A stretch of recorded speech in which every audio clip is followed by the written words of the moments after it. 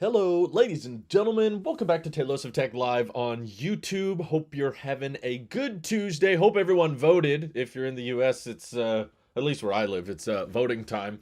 But I just barely made the cut. We've almost forgot to do it. But anyway, back to tech. The iPhone 14 Pros are, I think, a knock out of the park in Apple's view.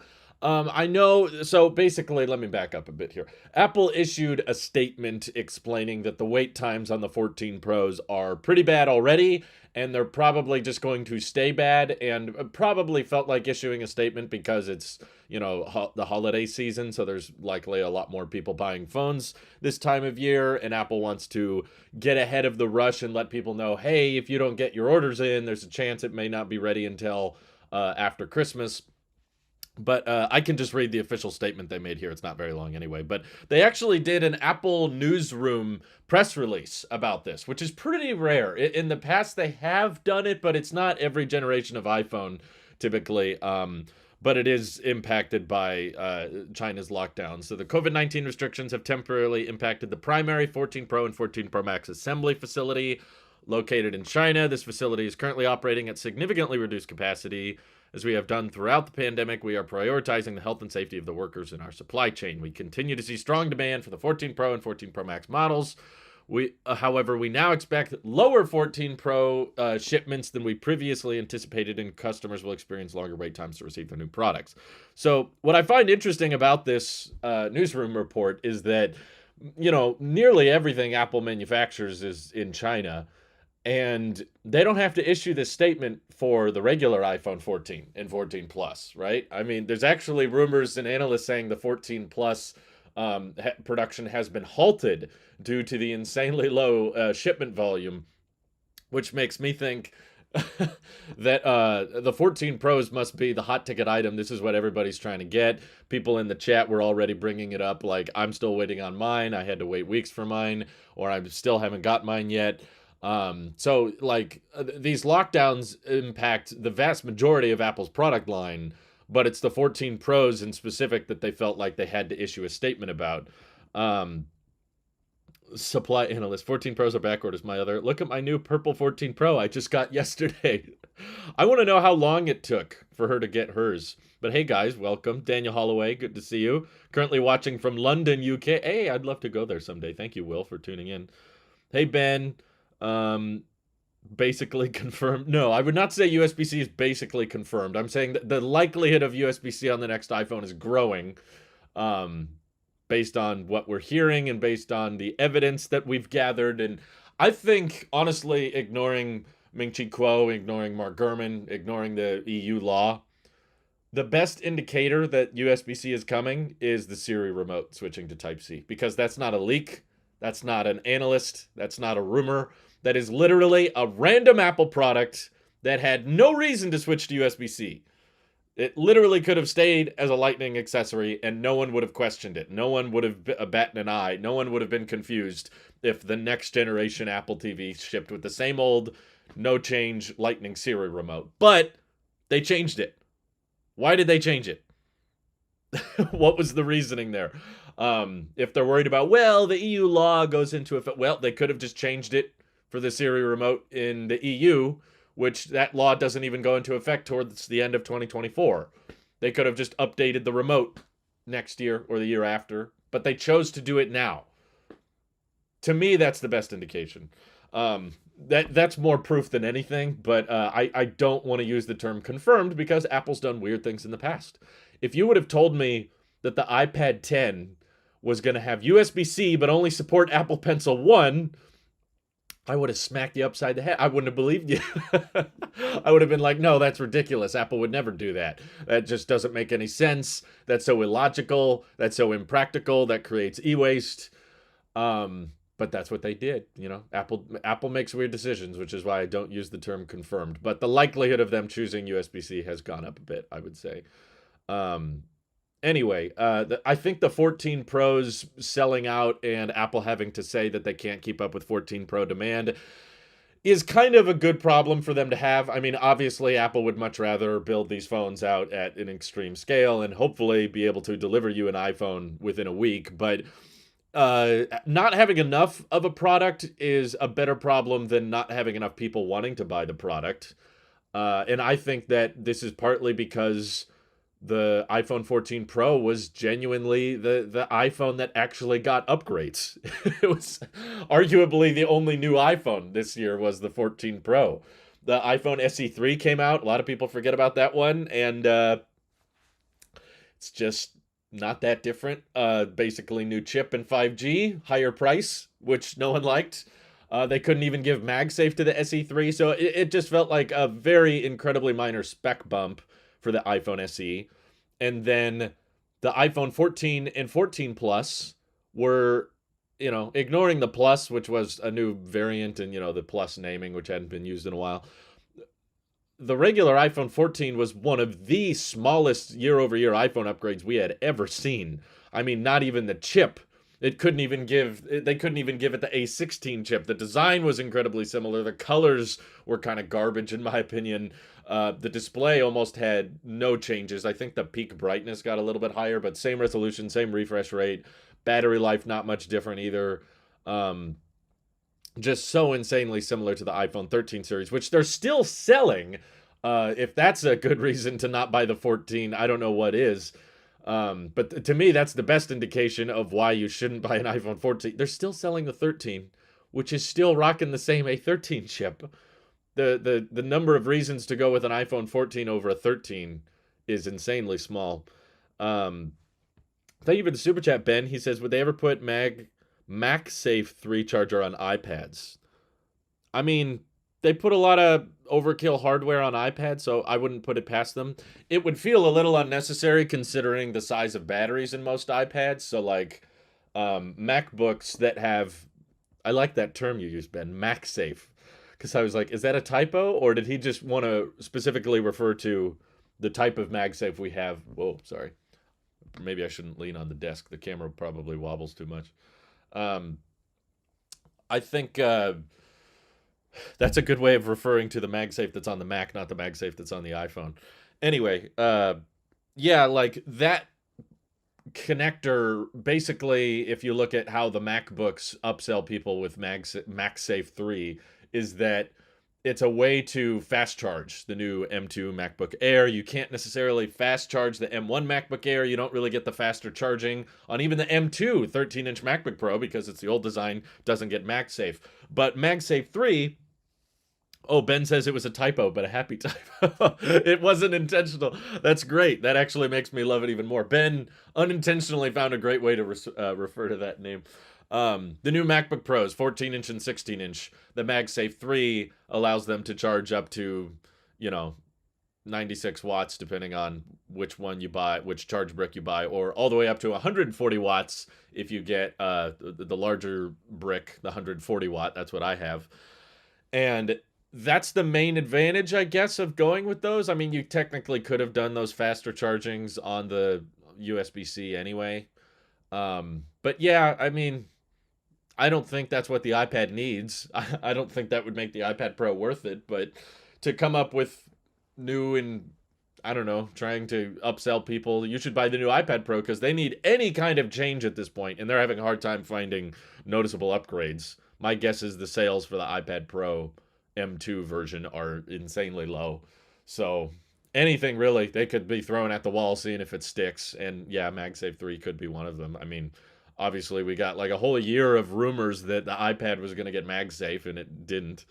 But Ethan Dabish, thank you for your support for 11 months. A Willing Vessel says, why are they backordered? Bringing us back to the title of the stream. Basically, there's another wave of lockdowns going on in China, which impacts all of Apple's production, but particularly the 14 Pro and Pro Max, because I think these are the phones that are most sought after, and that's how I kind of got on my side tangent about how the regular iPhone 14s are just not worth it. There's so little changes, and they're still selling the 13, which is much cheaper and practically identical. They both have the A15 chip. They both have the same notch. They both have a pretty equivalent camera system. You didn't even get the macro update on the iPhone 14. So basically the 14 Pros is what I'm trying to say. The iPhone 14 Pro and Pro Max are the real iPhones.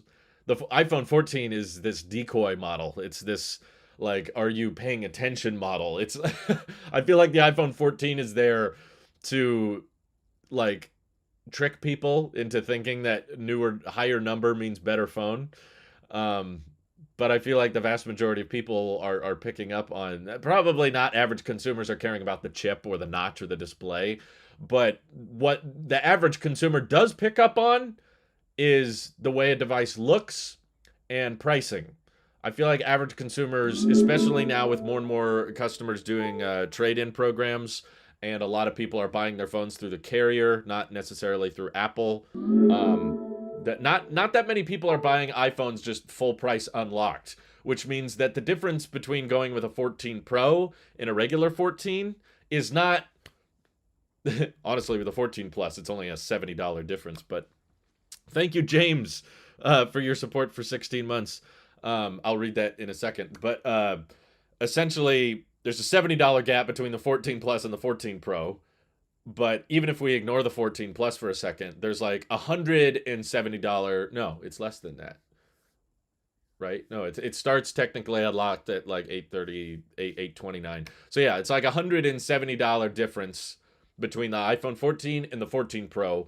But when you're trading in your old iPhone, or when you're paying monthly and it's roped into your carrier deals, the opting for the 14 Pro costs you not that much more.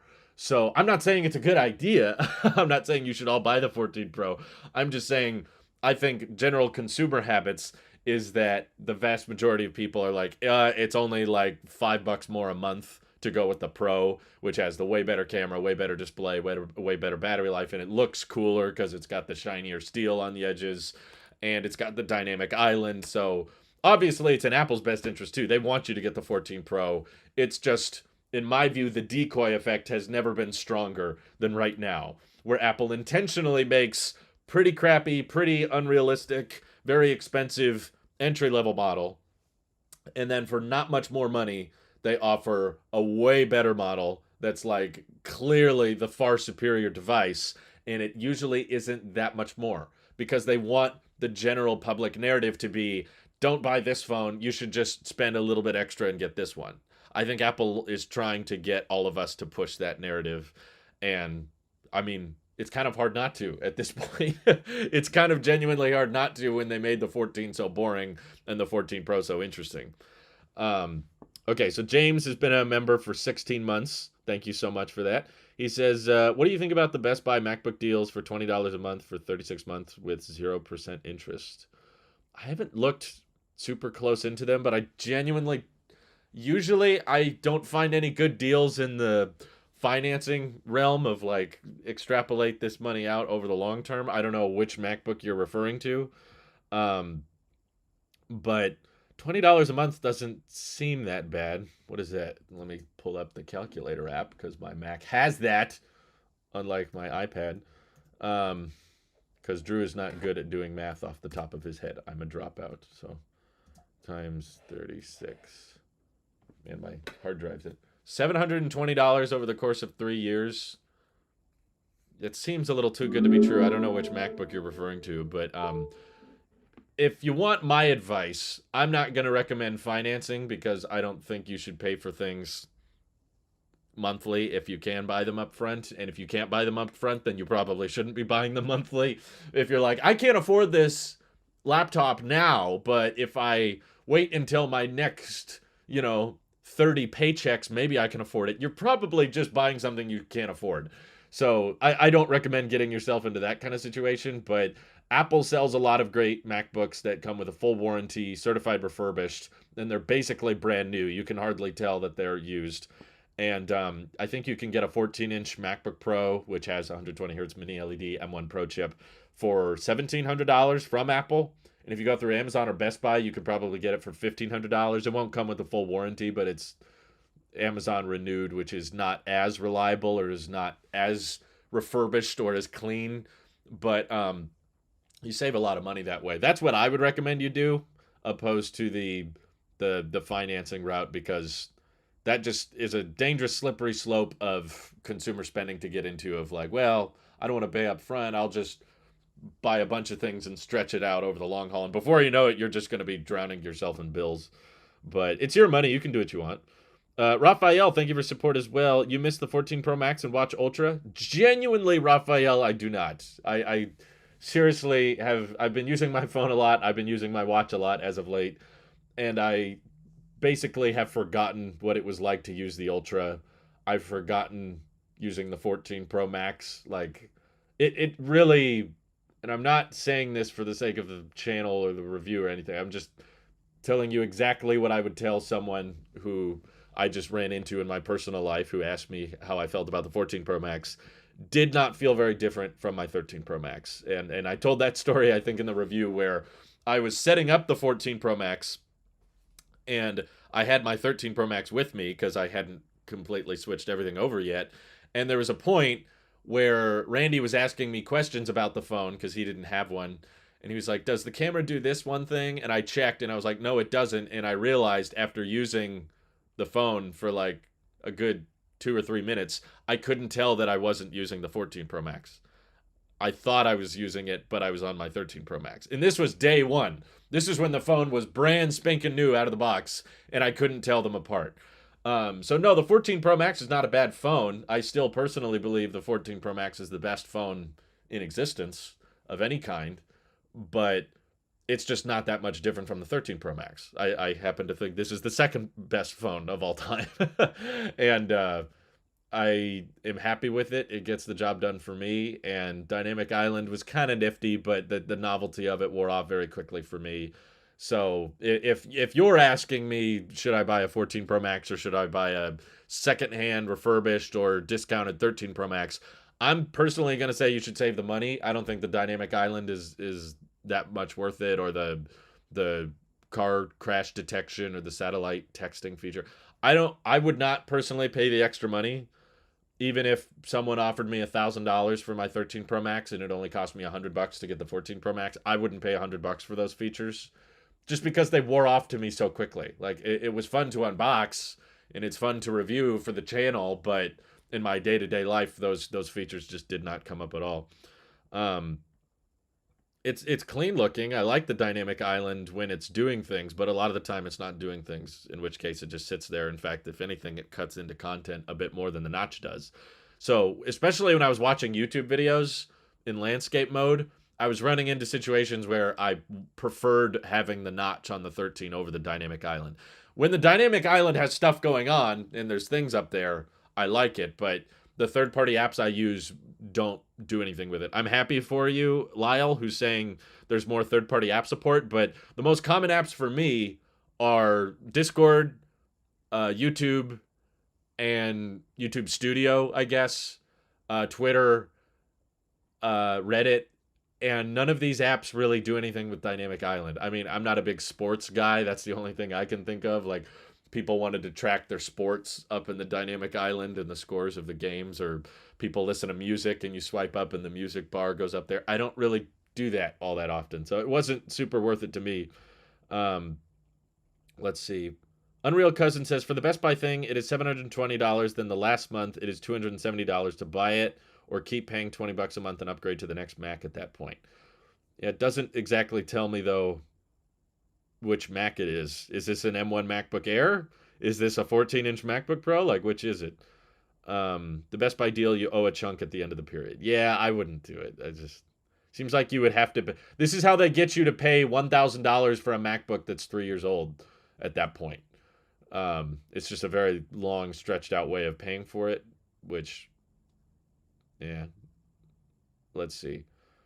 This is the first year that I haven't seen a new iPhone in the wild. Really, David? That's interesting. I've actually seen a bunch of people with 14 Pros. Have not seen anyone, well, it's kind of hard to tell, but I don't know anyone in my personal life, nor have I seen any 14 Plus in the wild.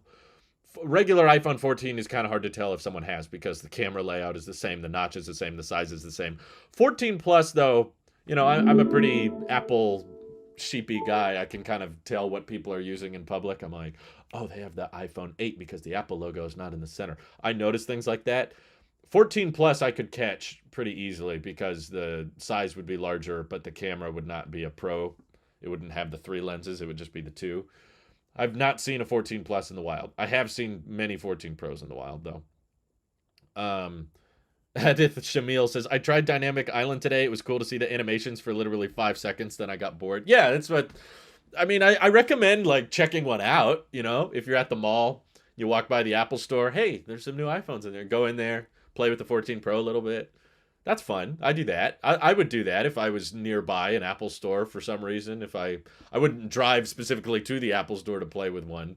I mean, I went to the store this year because it's for my job, but I have not, to this day, I have not picked up or looked at an iPhone 14 Plus at Apple or anywhere. But if I was at a mall and we had some time to kill, yeah, I would stop by. I would check it out. Have some fun with it. Just play with it. That doesn't mean you have to buy it. That doesn't mean it's necessarily worth the money.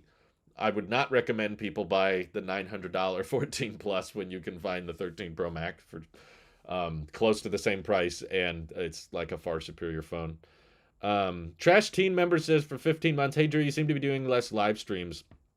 I'm trying to do more. I apologize for that. It's for many reasons, but the channel members have been getting most of the streams, unfortunately. But basically, when there's busy times in the year, tech videos and Apple announcements between the new iPhones, new watches, new iPads, and all that, there's a lot more people looking up YouTube videos, and the live streams are not that good for discoverability, in my experience. I don't know what I'm talking about. I'm making this up as I go, so don't take my word as faith. But my theory with the way I handle my channel is that live content is better for sustaining your current viewership, letting people know I hear you, stop by, ask a question in the stream, and I'll try to answer it. I'm sorry, there's a lot of people asking questions. I can't answer all of them, but live streaming is good for keeping people watching, whereas edited, shorter form videos, even though my videos aren't that short, the edited content is better for growth. It's better for new people discovering the channel. The skits and the breaking down, here's what I think, don't buy new iPads, or this iPad isn't worth it. Here's the new iPhones. Here's why they're good. Here's why they're not. That's good for people who are stopping by during a very, very busy tech season, when there's lots of news coming out, when there's lots of announcements. So I don't know if this is a track record I have, but during the times of year where there's more Apple announcements and more news going on, I tend to lean more towards doing edited content primarily. And it's not that I don't necessarily have the time to stream. It's just like, I could live stream, but that time for my business and for my channel would probably be better spent working on an edited video that more people are going to watch, because most people, I know, I'm not stupid, that the vast majority of people don't have time to sit down and watch a hour-and-a-half long live stream. They're going to see that time code and go, yeah, I don't have time for that. That's why a lot of people are leaning into YouTube Shorts now, is because they don't have that much of an attention span or interest. So when there's more stuff going on and people are looking for answers or looking for opinions on the new stuff, that's where I lean towards edited content. Now it seems like we're going into what I call, it's like hibernation mode, where Apple's not going to be announcing anything for the next, honestly, like 5 months potentially. We might not get any new Apple software major announcements. Little iOS updates here and there, always happens. But like in terms of Apple hardware, at least, might not get anything till the end of March, and it's early November. So this is when I would say that the channel gets more into hibernation mode, where it's like, okay, there's not going to be that many people seeking out opinions and thoughts because all of the Apple hardware of the year has already launched. It's already out. So now I lean more into live streaming. So I'd like to do some more if you guys are up for it. But yeah, the last few months I haven't done as many public live streams because there's just been so much in the tech space. I have not had any shortage of video ideas.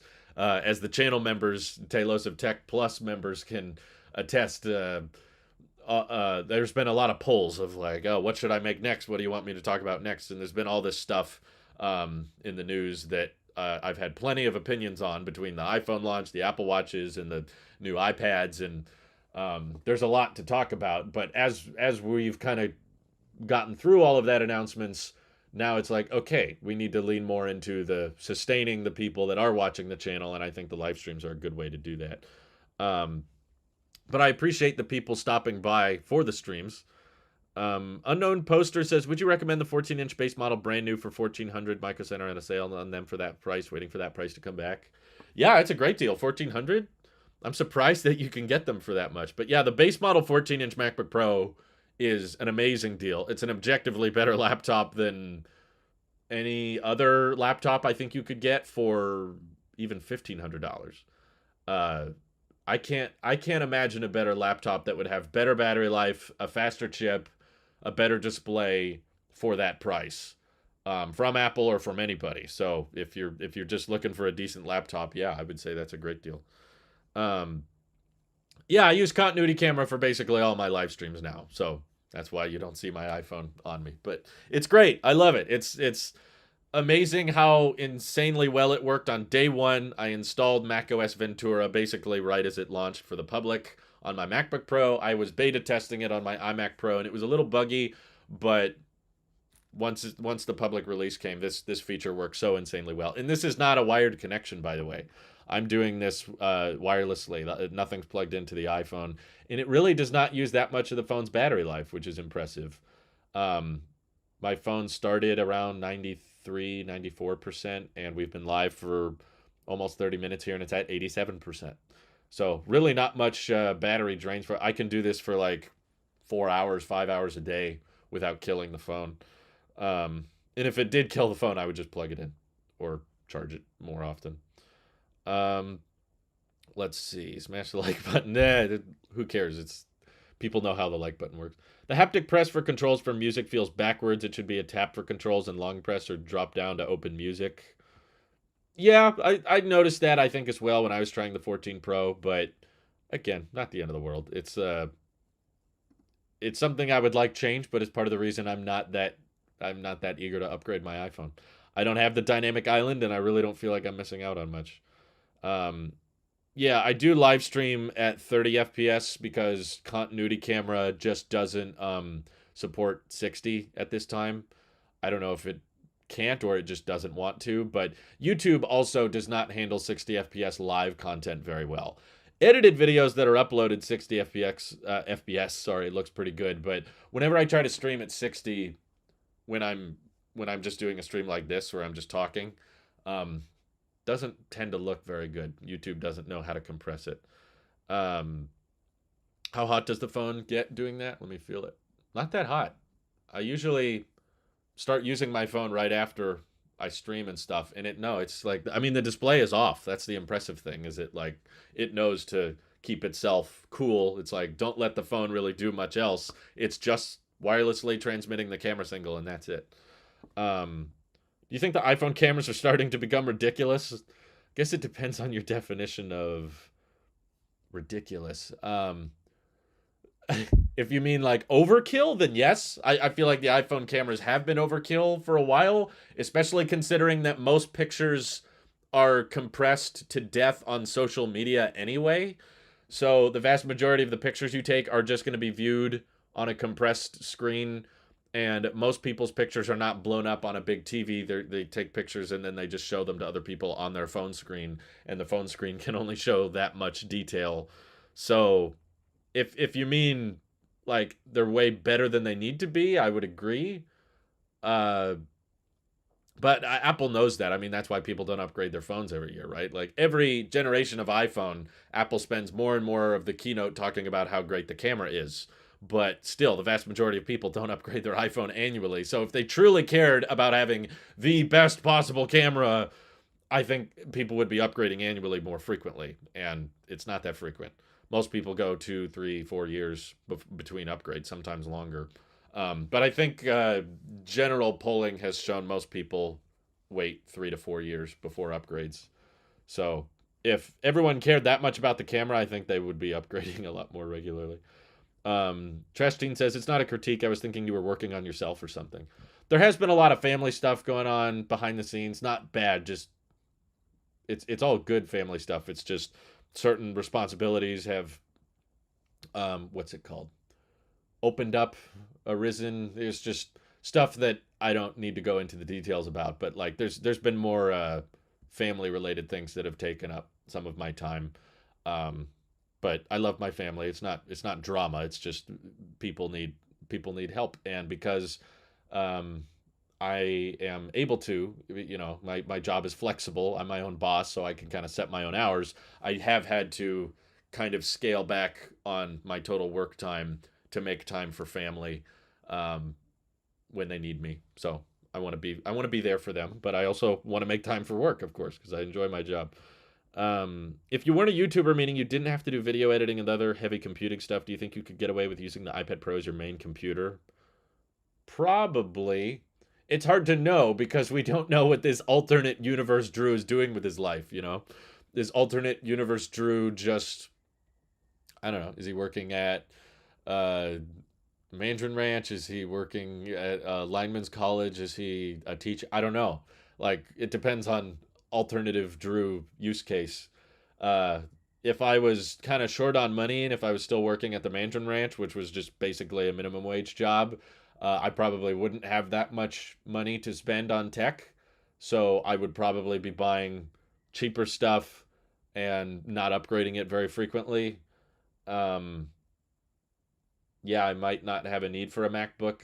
In that case, I would probably go with like if I need a Mac for something, I would I would get like a Mac Mini and a cheap monitor for a desktop setup, and then yeah, like you said, maybe an iPad for general media consumption if I want a bigger screen on the couch or whatever. But we don't know what the financial situation is. If I became a lineman, because that was a backup plan, these aren't random examples. My parents and I decided that if YouTube didn't work out, I was going to go to the lineman's college. Um, and that's where you basically train for a couple of years and then you work on like power lines and telephone lines, and um, you get paid pretty good for that job, but you have to move a lot. But if I got paid a decent amount, and I was making a pretty modest, respectable paycheck, I was still an Apple sheet before I was making YouTube videos on Apple. So if the paycheck is good, then I'd probably be buying all kinds of stuff that I don't necessarily need. I just want. I'd be like, well, I can afford to buy a 16-inch MacBook Pro, and I like the MacBook Pro because it's bigger and has a nice display and has all these cool ports. And I don't know what alternative Drew is doing, but even before YouTube, I was not against spending a lot of money on Apple products just for fun. So it would depend on my financial situation, I guess. Good morning, Steve. Good morning. We haven't heard from Tim in a while, haven't we? Let's see. Jackson Smith says, I love the streams just to listen to in the background of writing papers or tours. Oh, thank you, Jackson. I appreciate that. Yeah, I watch a lot of live streams from other channels that I enjoy as well. It's good to have something going on in the background. So, yeah, that's why I see the value of them. And I feel like a lot of tech channels don't do that many live streams, which is a bit of a bummer. I wish more did it. Siddharth says, what is your MacBook Pro configuration? I basically have a maxed out 16-inch other than the RAM. But I got the non-binned M1 Max chip. I got the 8 terabytes of storage, but 32 gigs of RAM was good enough for me.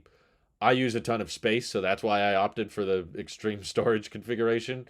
But I've never run out of RAM on my iMac Pro, which didn't use unified memory. Now I have 32 gigs of unified memory, and again, I've never had a RAM issue. Let's see. I got the 14 Plus because I like the bigger phone, but I don't like the huge camera. Okay, if the camera bump is your biggest issue with the 13 Pro Max, then I guess the 14 Plus is decent. But I feel like the phone's gonna wobble anyway with that big camera bump, 14 Plus or 13 Pro Max. But I would just much rather have 120 hertz display and the frosted glass. And the camera's improvements as well. I don't know. The 14 Plus feels more expensive than it should be.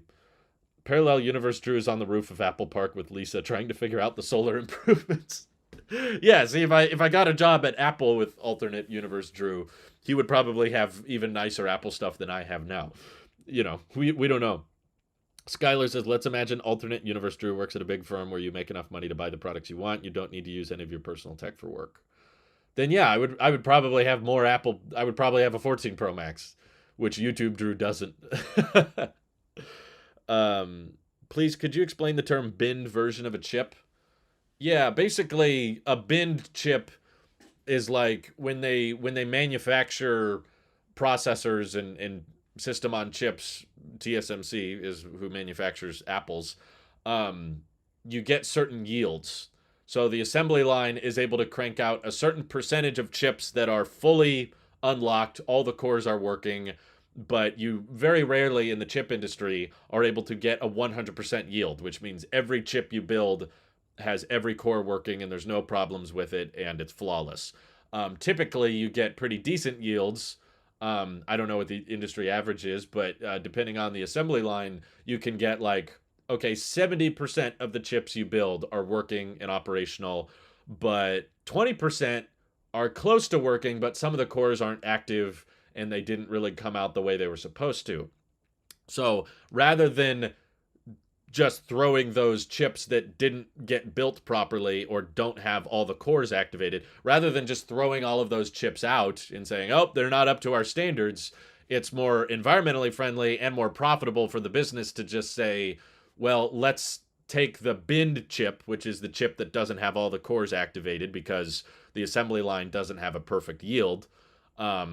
Because there's mistakes that can happen when you're mass producing chips at the scale of tens of millions. When you make tens of millions of something, there's going to be a few chips that stand out and don't quite have the fully unlocked capability that they're supposed to. So rather than throw the chips out, they just put those non fully operational chips into cheaper models. So rather than charge, $2,400 or $2,500 for the 14-inch MacBook Pro, they decide some of these M1 Pro chips are not fully, unlocked. They don't have all the cores activated. So let's put that in a different version of the 14-inch MacBook Pro and sell it at a discount. So that's the $2,000 14-inch MacBook Pro. It's a binned chip. It still works. It's not like the chip is broken to the point it's non-operational. It just doesn't quite get the same clock speed or the same performance of the non-bin chip, which has all of the cores activated. So I know it sounds confusing, but that is honestly the most. It's not just an Apple thing. NVIDIA does this. Intel does this. They take the chips that are not quite at the proper yield that are intended and sell them at a discount.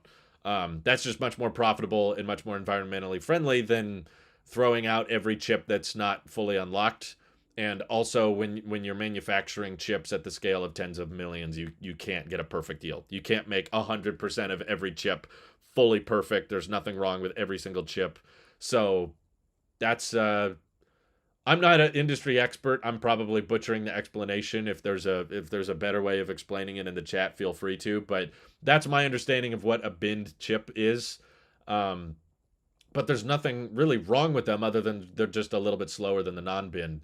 So I think it's a great thing. It allows them to sell the product for cheaper.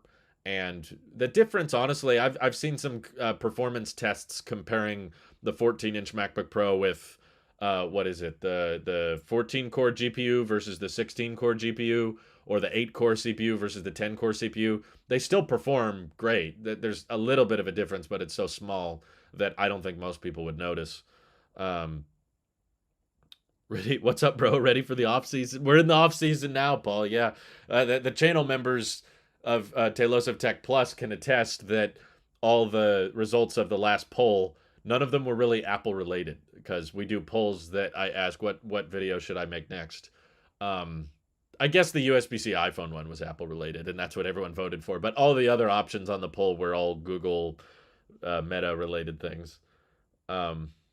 So yeah, I'm comfortable with it. It's fine. It's the holiday season, and all the Apple products have kind of launched, and that means that rumors and leaks are going to get pretty quiet, and Apple announcements are going to get pretty quiet. So that probably just means more live streams, more videos on things that are not related to Apple, but still somewhat in the tech space. And it just doesn't perform. The channel just doesn't perform as well in that season, and that's fine. I've been doing this for over 5 years now, and we've kind of gotten accustomed to the seasonal aspects of the job. Let's see. Thanks, Drew. Your explanation is enough. Cool. Thank you. I'm glad that simplified it. What do you predict will be the last Apple device to get released with USB-C? The last device to get released? Oh, you mean like the last device to keep Lightning? That's a good question. Probably, well, I can't. The budget iPad kind of got USB-C with the iPad 10, but they're still selling the iPad 9. Uh, the last Apple device to get released with USB-C. Man, that's a tough one. I was gonna say like the iPhone SE because they don't typically refresh that every year. So maybe that would be like the last device that's like they're still selling that and it still has Lightning. Why? Um, that might be it. Or I was thinking something random on the website that they need to get around to switching, but they just don't for some reason. Um, Maybe it's AirPods. I was thinking more like a Magic Mouse. Like they haven't switched the Magic Mouse to USB C and everything else has switched to USB C. Like, why is that still hanging out on the website? Maybe that's it. Um, but typically once Apple has committed to a transition, they like of a port, they don't wait too long. The 12-inch MacBook came out in 2015, and then the following year they switched all the MacBook Pros to USB C. And then I guess it was 2018 when the MacBook Air finally got USB-C, which took a little bit longer, but at least when it comes to phones, like when the iPhone got Lightning, they started putting Lightning on everything. They did not wait very long. So, because the iPhone is Apple's bread and butter, like that's their central focus of the entire ecosystem and that's what makes them the most amount of money, I feel like if they pull the trigger on USB-C with the iPhone, then everything else will fall in place very quickly because they'll know like, oh, we agreed to this, we gotta stick to it. So AirPods could be like the AirPods 2 that are still being sold for $130. It's like, come on, why didn't you get around to updating that? And they're like, well, we're just selling through inventory of it. So that's my prediction, is it won't be like a big major product. It'll be like a little minor um, tiny thing on the website that like, why are they still using Lightning on that thing? Anyway, Matt Sloop, thank you for the super chat. If Apple made a portless iPhone, do you think they could bypass the EU law by making a MagSafe puck with a USB-C female port removable cable that made you use a standard USB-C to male cable? I don't think so because the law explicitly states about the people were bringing this up in the comments as well, is that there's a clause in the law that details if the device.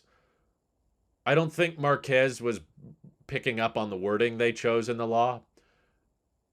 But basically, he interpreted as there's a wording. I'm trying to remember the exact arrangement of words, but the wording in the law is essentially if it is possible to charge the device with a port, then it has to be USB C.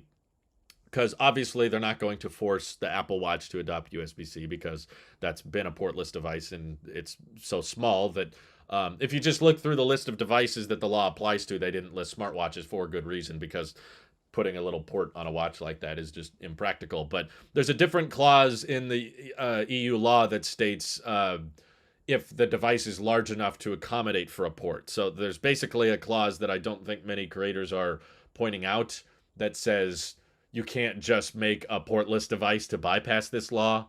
Like they thought of that. The whole point of the law is to have a standardized connector on all mobile phones. Yes, it applies to keyboards and mice and other accessories as well, but the phones are the biggest thing on there. And the only company that doesn't use USB-C on their phones right now is Apple. So if Apple tries to sidestep the law or find some loophole, it doesn't. The EU isn't just going to be like, "Oh man, you got us! You found a way around it." Like that's not that's not how it works. They want a standardized connector to reduce e-waste. So making everybody have to carry around a MagSafe puck if they have an iPhone, and I just don't think there's a workaround. Even if you try to find some loophole through the wording, the EU will just come after Apple and sue them or change the law until they have to adopt it. So it's not like there's just this one law and then Apple dodges it and then the EU goes, ah, man, oh well. That's not how it works. The EU wants a standardized connector. They're going to get it one way or another. Not to mention, this law passed overwhelmingly. It was not like a neck and neck vote. It was like over 95% of Parliament voted in favor of this law. So Apple would just delay the inevitable, in my opinion, if they try to go portless or find some workaround. they're just going to keep going after them at that point. The EU's not going to be satisfied with, well, I guess they made a puck, so it's okay. No, they want the connector. I think they're going to get it. Whether or not Apple will switch to USB-C in other regions outside of the European Union, that we're not entirely sure on. They don't have to. They could technically and legally sell a USB-C iPhone in the EU and a Lightning iPhone in the US and the rest of the world. But again, that would kind of complicate the lineup. It would complicate manufacturing a bit. I know a lot of people in the comments of my videos that says, a lot of people in the comments said, I would buy a European iPhone and import it to the US just to get USB-C. I wouldn't doubt that either. I know a lot of people that probably would jump through some hoops to get a USB-C iPhone. But it just kind of makes it weirder to say, like, okay, this phone gets a certain port, but this phone gets a different port. Like, it makes a lot more sense universally to just say the iPhone 15 has USB-C. And again, there's all these things they can upsell people on. They can say faster charging, faster data. Portless, you can't really upsell people on portless. You should buy the portless iPhone because it looks a little nicer. Maybe the battery's a little longer. Cool. Or you can scuba dive with it because it's really water resistant now, because our current iPhones aren't water resistant enough, right? It doesn't matter that I swam 20 feet deep with mine in salt water and it still works perfectly fine. But yeah, I wish it was more water resistant. The new budget iPad isn't so budget anymore. I know. It's so weird. I hate the iPad lineup so much right now. There's so much overlap. There's so much stupidity. It's like the decoy effect on steroids with the whole... I'm looking at the website right now with the which iPad is right for you. I just want to put none of them across this, except the iPad mini. iPad mini's cool. Just don't buy it from Apple. You can buy it from Amazon for $100 less. Makima has been a member for 13 months. Thank you. He says, will you upgrade to a new MagSafe Duo with USB-C? It's kind of a sunk cost for me right now. So if I bought a USB-C MagSafe Duo, there's third-party ones that exist. I would just have a Lightning MagSafe Duo that I would do nothing with. I guess I could try to sell it, but I've used it a lot. You know, I've taken it on so many trips, so it's not in great condition, as you can see. It's pretty dirty. So I guess I could try to sell it, but at this point, it's like I already bought it. I'm already going to use it.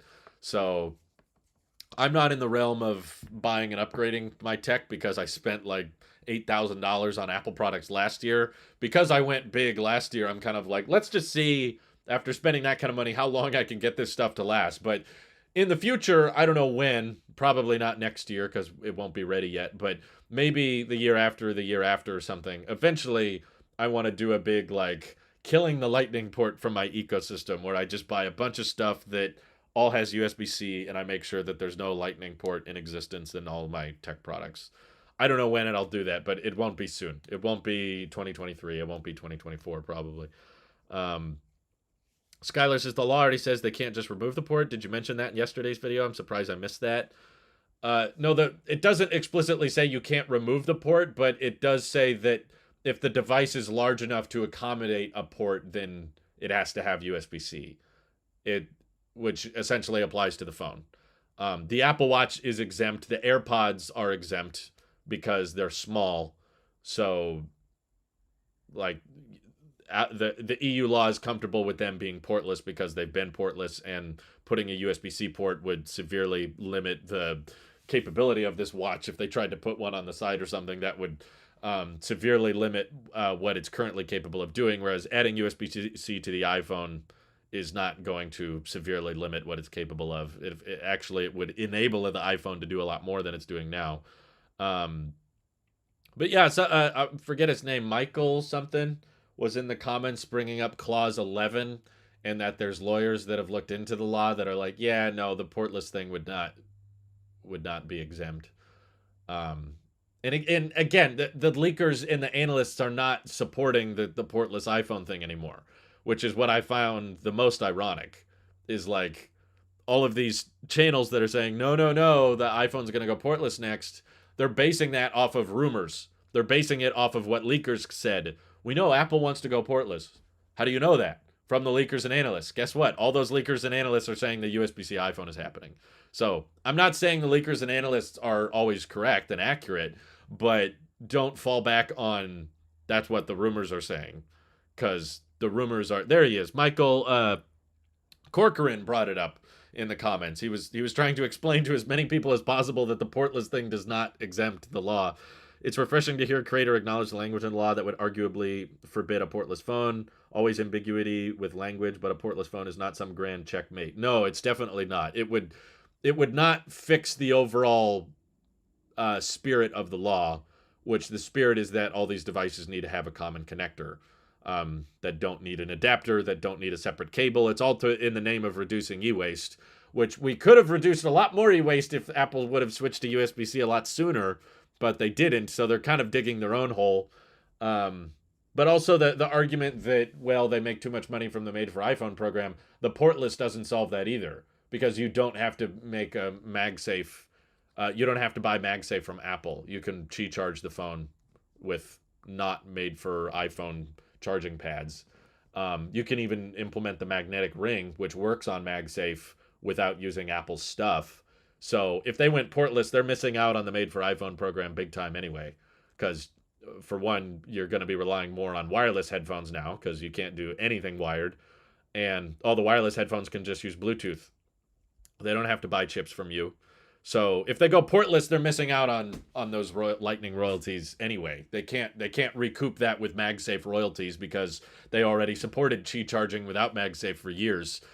So you don't need MagSafe to charge the iPhone wirelessly. So how beat up is your Apple Card right now? I don't have it on me. I don't use it all that much, but yeah, it's chipping along the edges, but it's not that bad. It's not as bad as I thought it would be. Anyway, I'm sorry if you guys are sick of hearing the USB-C argument, but I have so many extended thoughts on it, as you can tell by all the videos I've done. Like, once I get started, I'm not using the term confirmed. I'm not saying a USB-C iPhone is confirmed. I'm just saying the likelihood continues to grow and grow and grow. Hasael, thank you for the super chat. He says, you should do an unedited roundtable discussion of Apple Sheep versus haters. You, Justine, Sam Cole versus Linus, Lou, and Jason from Painfully Honest Tech. Oh, I don't think it would be that interesting. I think you want more collabs than you think you want. I think you like the concept of creators getting together, but when they get together and they don't really have much to say, it's not honestly that interesting. But yes, I'm using continuity camera. That's not going to be up to me. If there was a roundtable like that to happen, it would probably be up to the largest channel, which would be Lou or Linus. I can't make that happen. I'm way too small. My channel's not that influential. I'm not going to reach out to guys that I don't even watch. Sorry, I don't watch that many tech creators in the first place. I basically watch MKBHD and that's it, because no one can reach his insane standard of quality tech videos. So I don't watch those people, so I think it would be redundant and unnecessary for me to ask them a bunch of questions, which they've probably already answered in their own podcasts and streams and stuff. And I don't think it would be that interesting of a discussion because, as you can tell from my videos, I have a lot of issues with Apple. I complain about Apple a lot, and I'm sure I would agree probably with Linus and Lou on many things, and Jason. And we'd disagree on some things, but it wouldn't be a big blowout or courtroom discussion of, oh, we all hate each other. It would be like, oh yeah, that's true. I like that. I don't like that. Oh, why not?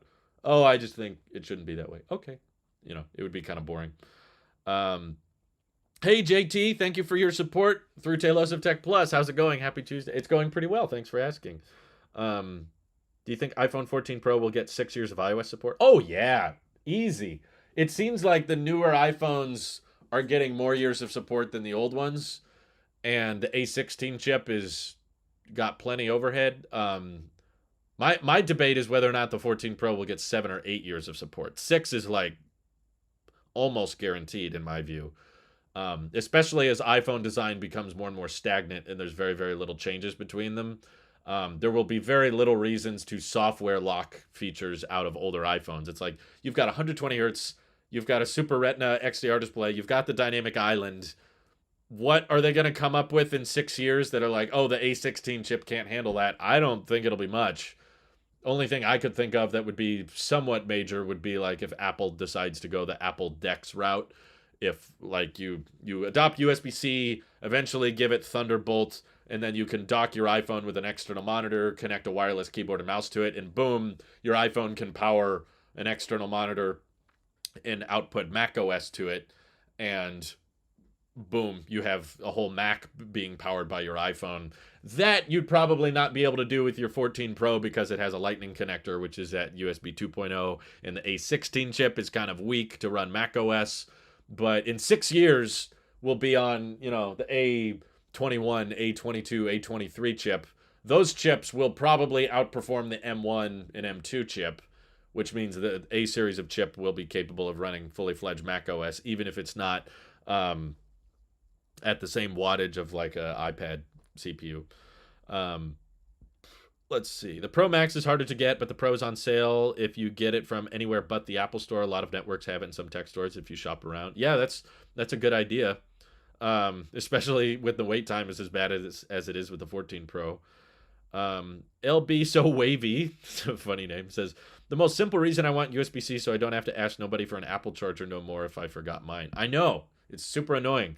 There's people in my life that are on Android, people that are on iOS, and they've got cables in their cars. Like my father-in-law has an Android phone, and he gets into the car and he's like, can I charge my phone with this? And I'm like, no, that's the Lightning cable. You got to get the... Luckily, my car has a wireless charger, so that's a nice kind of universal standard. So I said, no, but you can put it right there. Dex isn't that great. I agree. Samsung Dex is not great, but if Apple did it, Mac OS is way more capable and way better optimized than... Samsung just doesn't do that many operating systems. They rely on Android and they rely on Windows for all their hardware, and they put little skins on top of it, but they don't do their own OS from the ground up other than Tizen, but almost no devices run Tizen. So if Apple was in control of a desktop operating system that booted off the iPhone, I think they would get it right. I have very little interest in Samsung Dex, but I have immense interest in an Apple Dex feature where I could just have external monitors at my desk. And again, I'm using continuity camera right now with my iPhone, so I'm already using my iPhone as part of my Mac experience because I'm live streaming off my Mac. The microphone I'm using right now is off of the MacBook Pro, not the iPhone. So if I could have my iPhone power my whole Mac experience, I feel like that would unlock a lot of higher prices of iPhone that people could justify. Is like if your iPhone is now your work computer and that's powering everything, that's what you put Final Cut on, that's what you put Logic or Xcode or whatever you use your Mac for. If your iPhone is doing all that, then people could say, well, a $1,500 iPhone or a $2,000 or a $3,000 iPhone, but that iPhone is also my desktop, it's my phone, it's my camera, it's my webcam, it's my everything. That's not so crazy. But an iPhone just as a phone and that's it, and a camera, the upper limit of what people are willing to spend is pretty much always sub $2,000. I thought Tizen was just on Samsung smart TVs. Yeah, I haven't followed Samsung very closely. You're probably right. It used to be on watches, but I think they merged with Google Wear OS, and now they have like a combined platform. But I don't know. It's not that interesting to me, so I don't follow it. How similar are the A-series chips compared to the M-series? What's the main thing that's holding the A-series back from running Mac OS? Technically, they have. Don't forget the Mac Mini Dev Kit had a A12Z chip, and that ran Mac OS. But the X series of chips have a lot in common with the M1 series of chips because they have similar energy pull. They're both similar wattage chips, between...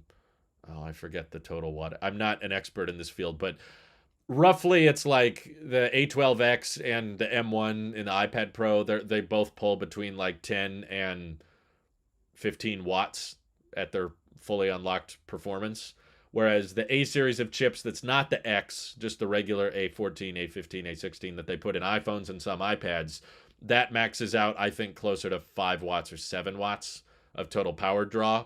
So that's why you can't necessarily just build a MacBook with an A15 chip and call it a day. I mean, I haven't tried that. I don't know if anyone has tried that. Could you boot Mac OS off of an iPhone CPU? You probably could. Technically, they have booted it off an iPad CPU, but again, kind of like a lot of people were saying, I'm definitely not the first person to say this. The M1 chip is basically what the A14X would have been. The iPad Pro CPUs that were higher wattage and higher, more performance and stuff, that was basically Apple experimenting with laptop grade CPUs, but they were just starting off in iPads. But once they saw the performance of the A12X chip, yep, there's Katrina Bryce saying it. The M1 is basically an A14X. There's not that many differences. They're both ARM. They're both using the same type of cores. They're both very efficient. They're both manufactured by TSMC. It's just that the X series of chips and now the M1, M2 series of chips just pull a bit more power and are a bit larger and a bit less focused on energy efficiency and heat because they tend to be able to dissipate it a lot better with larger devices and more bigger batteries. These have much bigger batteries in them than the iPhones do. So rightfully so. I don't think necessarily it would be a great idea to put an M series of chip in an iPhone. I know people joke about that, like at this rate, the iPhone 15 is going to get an M1 chip or an M2 chip. They're kind of optimized for very different things, though. Like with an iPhone, it's a much smaller device, which means that the heat constraints are much more likely to be hit, which essentially means that you want a bigger emphasis on efficiency cores, which I thought was really smart with the iPhone 14 Pro series this year. Is they were saying that the A16 chip isn't really that much faster. That's why they weren't comparing the A16 to the A15. You know, when they unveiled it, they were like, this is much faster than the A13 chip. And it's like, why are you comparing it to the A13? Like, obviously, it should be way faster than that. But they didn't compare it to the A15 because performance-wise, it wasn't that much different. But what was the better improvement, which in my opinion was a much more important improvement, was the A16 chip was a lot more energy efficient and less prone to overheating. The emphasis was on the efficiency and the cooling with the iPhone 14 series, which is a much more common use case. People, especially with 5G, those modems get way too hot way too quickly. The 5G iPhones were overheating and the display would have to dim and the iPhone would have to stop working sometimes if you were using it in hot environments. And I still run into that with my 13 Pro Max, honestly. I record all of the Tailosive EV videos in my car. And sometimes when I'm talking for too long, which I always do, the phone would overheat from recording and I would lose part of the video because it's like the iPhone needs to cool down. It's too hot. So they focused with iPhone CPUs more on efficiency because they're more likely to be crammed together with 5G modems in a smaller thermal envelope so it can't dissipate that heat as well as an iPad can or a MacBook can. So theoretically, it's not like physically impossible. You could physically fit an M1 or M2 chip in an iPhone. These are very small chips at the end of the day. But the argument that it's a good idea is where it probably doesn't make as probably falls apart. Is like you could, but you would likely hit the thermal restrictions of that chip before you would experience the advantages of that chip. Essentially, for what you use an iPhone for, like social media, taking pictures, taking videos, all that kind of stuff, that FaceTime calls, that would not experience very many advantages by having an M1 chip inside it. It would experience a lot of advantages by having a more power efficient, more cooler chip on the inside, which is what the A series is for. So I could be wrong. Apple might change their tune on it, but I personally think they're going to keep using the A series of chips for years to come. I don't think there's a plan to bring the M1 to the iPhone or the M2 or whatever, because again, it would just overheat before you'd notice any benefits. It's like, now, okay, we got the M1 chip in there. Now let's clock the CPU to get to this right. And by the time it was clocked that high, it would be so hot that it would thermal throttle itself to the point that you're basically getting the same performance. So I don't think they'll do it, but I could be wrong. I've been wrong before.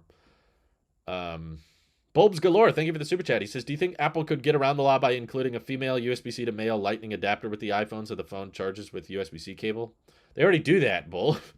They already ship a USB-C to lightning cable. There's no need for an adapter. That, for all intents and purposes, is an adapter because all of Apple's power adapters are USB-C, but they just have a different cable on the other point. But no, that would not sidestep the law because the law is about the port that's on the device, not the port you use to charge the port on the device. The The law is primarily about making sure that if the device is large enough to accommodate a port, it has USB-C. So no, the adapter would not sidestep the law. And again, all of you guys that keep coming up with these what if Apple compromises, it's like people are insistent that there has to be another way. There has to be a loophole. There has to be a way for them to bypass it. You're missing the point. The EU has a lot of power with standardization. Doesn't matter if you agree with it or not. That's a whole different discussion. I don't think the government should have control. Okay, don't live in the EU, I guess. I don't live in the EU. I'm not paying taxes there. But I have no impact on what happens there. I just know that Apple likes money, and they sell a lot of iPhones in Europe. So if they want to continue selling iPhones in Europe, they're going to have to comply, as Jaws said, with the local jurisdictions. And whether or not they find some loophole, hey, there's an adapter, hey, the iPhone has a puck on the back, it's like, that doesn't matter. The EU wants the iPhone to switch to USB-C. They're going to get it. They run the law there. They make the rules. They're calling the shots. It's not like they're at the same caliber of Apple, and if Apple found some loophole, hey, we included a charge puck or we included a C to Lightning adapter, the EU would just be like, oh, shucks, you got us. Dang it. We should have thought of that when we wrote the law. Darn. Why didn't we think of such a thing? That's not what they're going to do. And again, the law passed overwhelmingly. So if Apple tries to sidestep it, it doesn't fix the problem. The EU is just going to change the law again or prosecute Apple for sidestepping the law and causing more e-waste. So that's why I think ultimately Apple will decide that USB-C is the best way to go about it. Best way to minimize e-waste and comply to local laws, because the EU, again, is not the only government enforcing this. Brazil wants to do it, who has over 200 million people living there, a lot of iPhones in Brazil, and India, which has, a ton of people. They're talking about passing this law as well. They want a standardized connector, which you can disagree with, but I'm just saying that's kind of what governments are for. Governments are for standardizing things, try to make things easier. That's why hopefully you live in a country where all houses have the same power outlet design. That was agreed on by the government. This is the connector. Can you imagine if in California we had one power adapter, and then if you went to Nevada they had a different power adapter and a different set of standards? That would be pretty annoying. You could argue that one is better than the other, sure, but complexity of having all of these adapters, and there's just so much overhead built into USB-C. I would have a different opinion if they were trying to enforce micro USB. Sure, if they were trying to enforce micro USB as the common standard, I would disagree, and I would say that's a terrible idea, and that's going to make the product worse. The reason I'm not siding with that is because USB-C, in my opinion, and I don't even know how opinion-based this is, it would just make the product better capable. You would get faster data transfer speeds. You would have more cable symmetry between your devices. You could have one cable that charges your iPad, your MacBook, and your iPhone. The charging speed could improve. The only disadvantage is, oh no, my old Lightning cable won't work. But that can be solved with a simple included adapter. To me, there's only advantages to switching to USB-C, and there's only disadvantages really to switching to portless.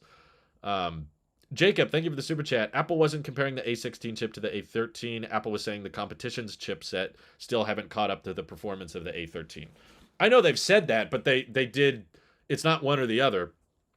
I remember watching explicitly the event. They were like, here's the Android chip, here's the A13 chip, here's the A16 chip. So they were comparing all three. Here's the fastest Android, here's the A16.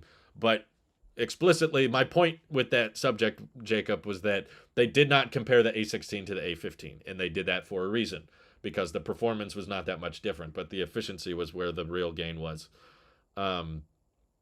How about we minimize government waste first? Again, it's not up to me. I don't live in the EU. I can't vote there. I don't pay taxes there. So it's a whole separate discussion whether or not what governments should and shouldn't do. I'm with you. I want less government waste as well, but that's not really the point of the subject. The point of us bringing up the EU law is that that's going to affect how Apple designs the next phone. That's what we're interested in. I don't need to turn the tech channel into a here's what I think the government should and shouldn't do thing. Because this is not Tailosive government. Could an M1 theoretically be put in a phone? Yes. It could, but that doesn't necessarily make it a good idea, because the thermal limitations of the phone would make it point. You wouldn't notice that much performance gains. If Apple introduced a DeX feature, would we get the "What's a Computer" ads once again? I think Apple took those ads down because they got disliked to heck. Everybody hated those ads. So I'm guessing no. I don't think they're going to use that terminology again. Hey, Chris Norton's in the stream. He says, what are we talking about? Oh, all kinds of things. We started with talking about the iPhone 14 Pros being very backordered. And that's because of the lockdowns. But ultimately, the lockdowns affect all of Apple's production. But I thought it was interesting that they felt like they had to issue a statement specifically for the 14 Pro, partly because it likely makes them look good. It makes them look good that our most expensive iPhone is the one we can't build fast enough. Everybody wants our most expensive one. So that's probably pleasing to shareholders. But also says a lot about how the decoy effect is in full swing, which means that very few people are buying the regular iPhone 14s. Everyone is willing to make the splurge for the Pros because it's really not that much more money. Subscribe to Tailosive Government here. You're linking the tech podcast, Mike. You should link the EV podcast. We need more subscribers. Hey, we're trying to get monetized over on the Tailosive EV podcast channel. You can subscribe, and then once we get monetized, you can unsubscribe. I don't care. I want to check that little box because we have the watch time. We're bringing in lots of watch time because they're podcasts, they're long form. We just need to get the sub count over 1,000, and then we'll be approved, and then you can leave. That's all I'm saying. That's all I'm requesting. Mike will probably link it in the chat.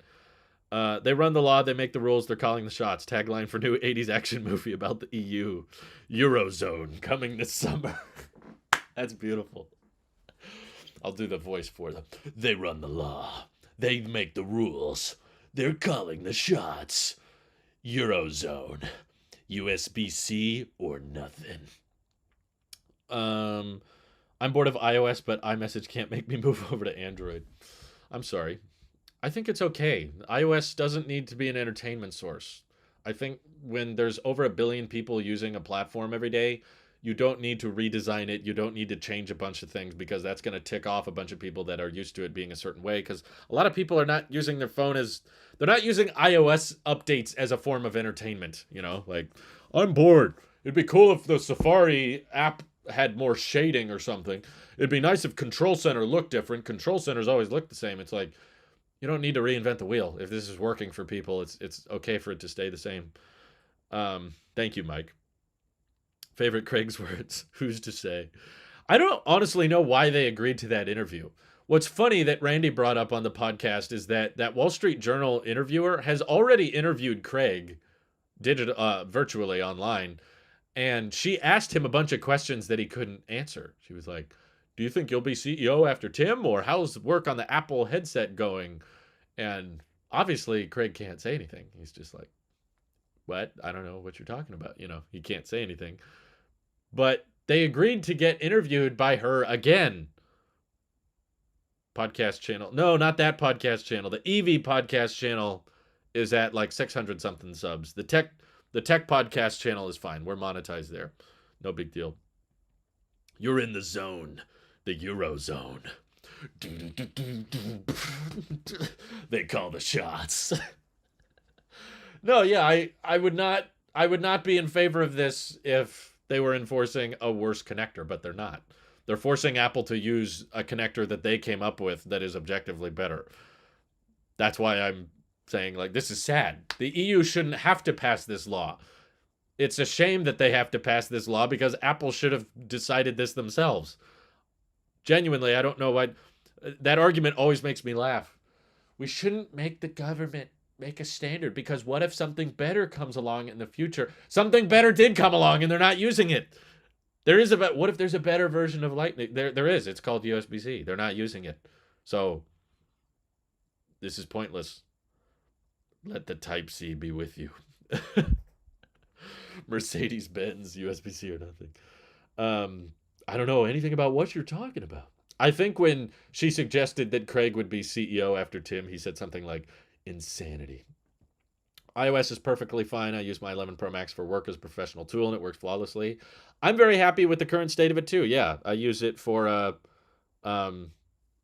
continuity camera, and I use it for filming videos, of course, and I use it for keeping up with people, obviously, in my personal life and in my work life. And it's so pocketable, and the battery life's great. Yeah, it's like, there's not like big giant changes I would want with iOS. And that's why I've mentioned on the podcast, and I'll say again for the new people, the main reason I have kept my 13 Pro Max is that there's nothing really offered on the 14 Pro Max that would change the way I use my phone or that would make using my phone that much better.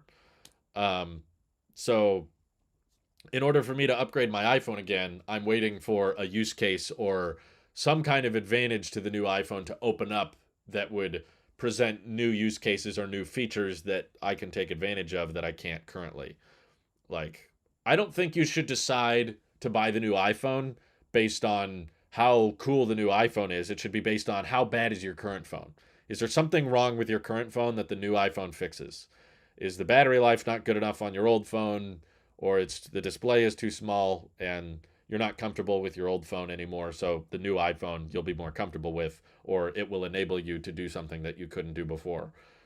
That's what I'm looking for.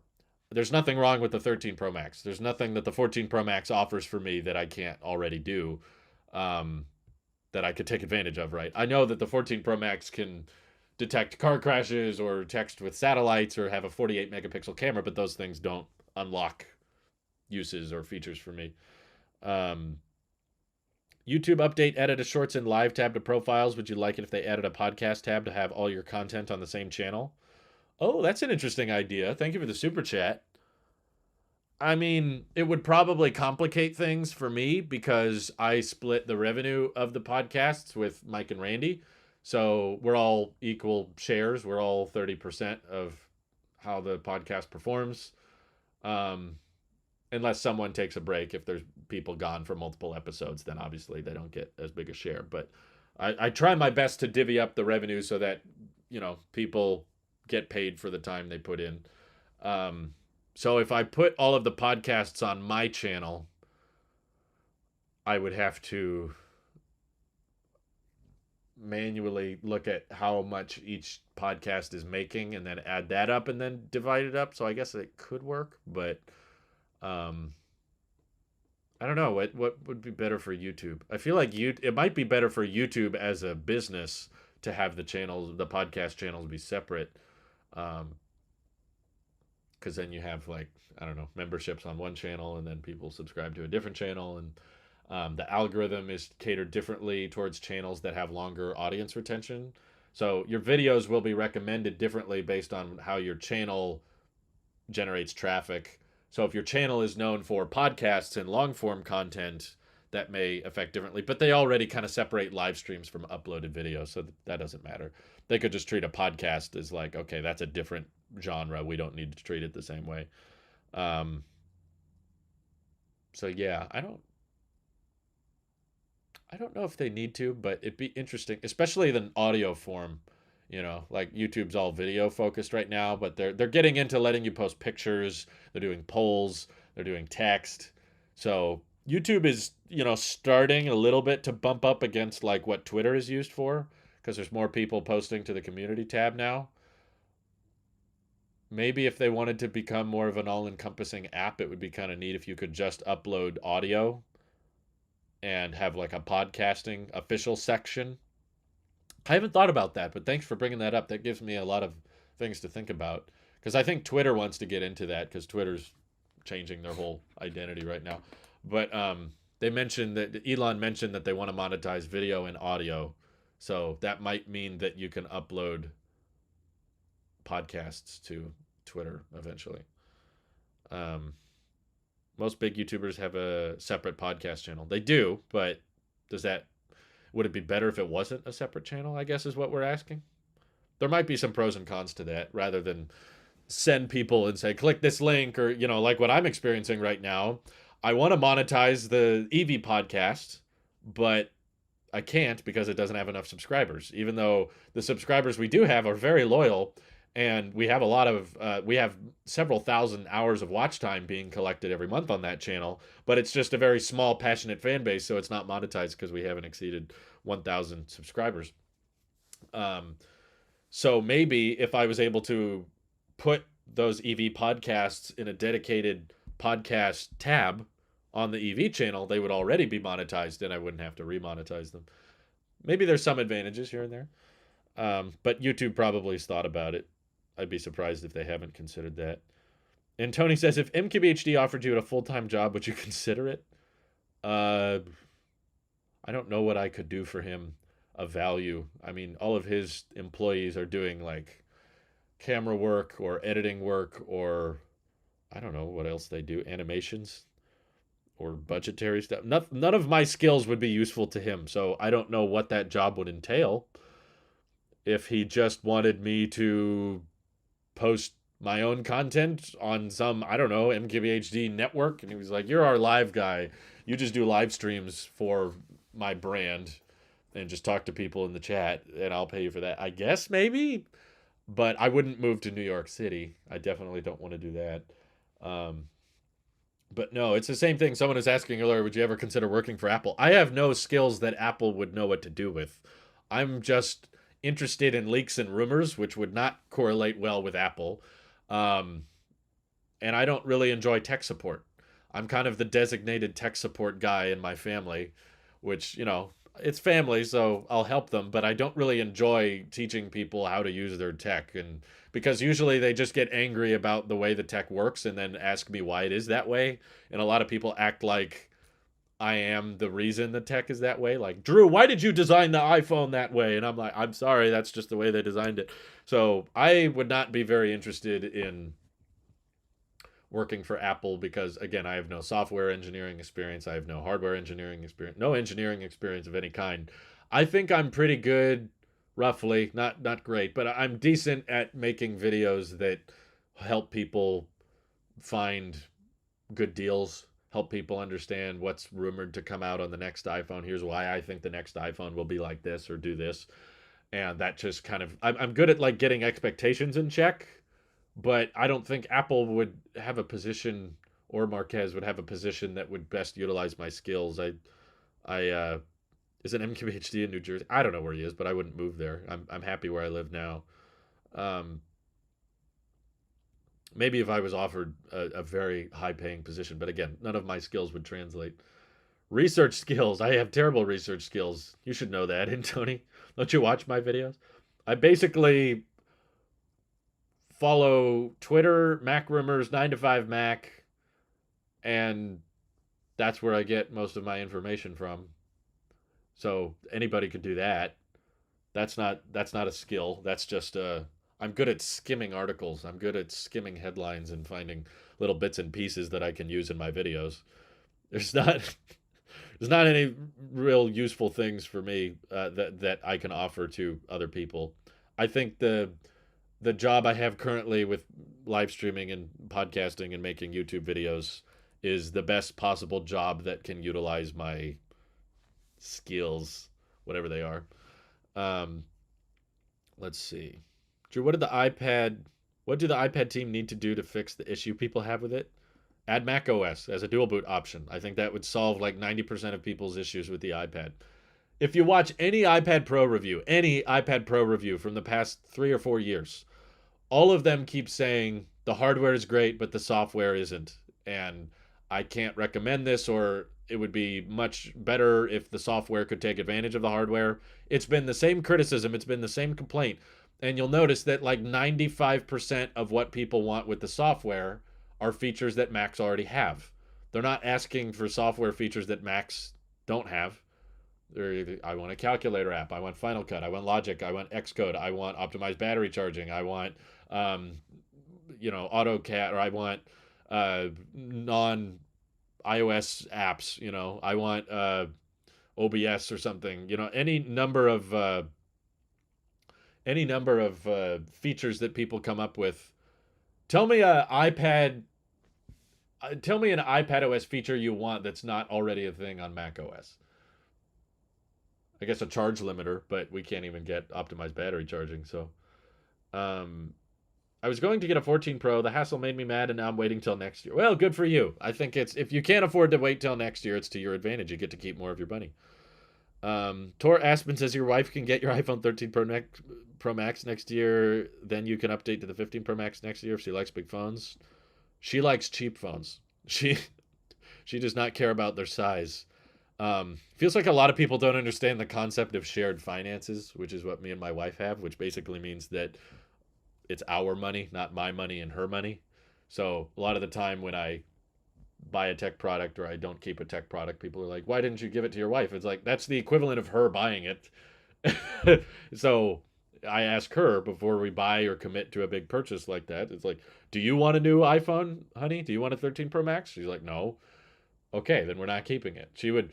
We had for a while. We were using. I forget what I was using at the time, but probably the 10s Max. I had a 10s Max, and I kept the 10R for her to use, I guess, at the time. Or yeah, because we bought those. I bought those phones before we were married. When we were married, we had joint finances, and that's when we agreed. Okay, let's make decisions together. We're not going to go off and buy things without telling the other person because I think transparency and honesty is a cornerstone to a good relationship and a good marriage. So it was September, October of 2018 when I got the 10R and the 10s Max. So back then, I was not as financially responsible because my decisions basically were just affecting me. So I was like, sure, why not? I'll buy the 10R and I'll buy the 10s Max and I'll just kind of review both and switch between them. Um, and I think I either sold, yeah, I think I sold my 8 Plus once I got the 10 to my uh, girlfriend at the time, now my wife. Um, so I gave her, once we got married, I was like, here, you can use the 10R and I'll use the 10s Max. And she was fine with it, got the job done for her. But then she found, I think she got it back from a friend who she borrowed it to, or she got it back from someone. She got an old iPhone 6 that she used to use. And she was like, could I sell the 10R and get a bunch of money for it and then I can just go back to using my iPhone 6? And I was like, I guess you could if that's what you want to do. She's like, yeah, I'd rather have the money than the newer iPhone. She's not into that I want the latest and greatest type stuff at all. She literally would rather use an iPhone 6 than an iPhone 10R because that was cheaper. She uses an iPhone SE now because it was gifted to us. So it was free. Hummus Yama says, if anything, you should be hiring a team, not be hired for someone else's channel. I've tried it. I've hired people in the past, and there's some pros to it, but no one just can grasp the editing style or speed that I can. So it adds a lot to the cost of the videos, which increases overhead, which means that your channel has to perform a certain amount in order to turn a profit. And if you're not turning a profit, then that means you're losing money, in which case it's not sustainable. So what I enjoy ultimately is not editing. I'm not big into camera work. I'm not big into fancy lenses and angles and B-roll. I'm not big into that. What I really enjoy, the reason I'm so grateful for you guys supporting, is because I enjoy just the discussion. I enjoy this interaction because there's not a lot of people in my personal life that enjoy talking about iPads and iPhones and AirPods and silicon and upgrades. And I feel extremely blessed and lucky that there's a bunch of you guys out there that are interested in the same stuff that I'm interested in. So I just want to keep this going. I don't need it to get bigger. I just need it to be like big enough and I'm making enough off of YouTube that I can pay my bills and have enough to live, a comfortable life. I'm not going to just do YouTube but live out of a cardboard box so that I can do it. Live enough to, support my family and support my wife and support people around me. Um, and hiring people basically or renting out a big office, which is what I used to do, basically just increases the chances that the YouTube channel won't be able to cover everything.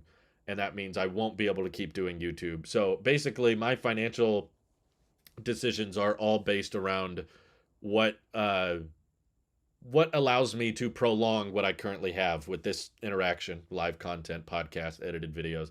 I enjoy the community and the fact that I get to treat it like it's a job and this is all I have to do. I don't have to go off and work for some boss at some dead end job with no future. I don't have to do that because I'm making enough through this. That's what I never want to take for granted and I'm very grateful for. And once I realized that, it's uh, unrealistic and just impractical to assume that a channel will always grow or will always be making more than it did the month before when I'm in a very seasonal job. Certain years there's a lot of leaks, some years there's not. Some years the new iPhone's not that interesting, some years it is. So that means your income in YouTube world is like this, whether you have a big channel or a small channel.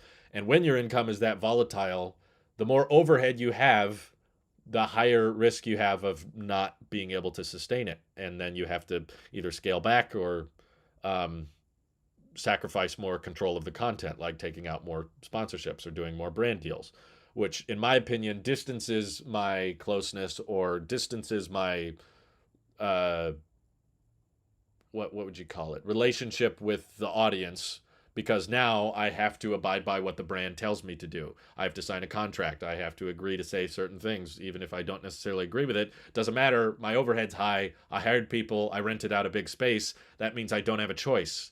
So those higher overhead things tend to weigh you down. And what I've been mostly focusing on the past few years financially is figuring out how do I sustain what I have, so that even if the channel doesn't perform great, or if there's not that many interesting news, which I think we're going into right now with the off season, not many Apple announcements are going to happen over the next 5 months. That means the channel's not going to get as many views, and that's fine. But as long as I get to keep doing it, I'm not chasing the numbers. I'm just chasing what I like and what I enjoy. Um, and right now, this is what I enjoy. I would love to keep it going. Um, let's see. The biggest iPad Pro upgrade would be the durability. No, that's hardware. I know what you mean. I have the 2018 iPad Pro and it just bent. I don't know how this happened. Was always very careful. You can probably bend it back with some heavy textbooks, but I wasn't referring to what I'm saying. What's an upgrade to the software you could give to iPads that wouldn't be helped by um, adding Mac OS? We want Final Cut. There you go. Mac OS would offer that. I want actual iPad OS apps, not iOS apps scaled for iPads. Sounds like Mac OS to me. You want apps that are not just scaled up on the iPhone, but they are built for a larger screen. What does the Mac have? Take care, Skylar. Thanks for watching. Let's see. Was she opposed to buying the Tesla then? Well, back then, neither of us were even considering buying a Tesla because we didn't have the financial resources to, and it just wasn't on the radar because I don't think I was following Tesla as closely back in 2018. I was just kind of like, Teslas are awesome and they're amazing, but there's no way I'd be able to afford one.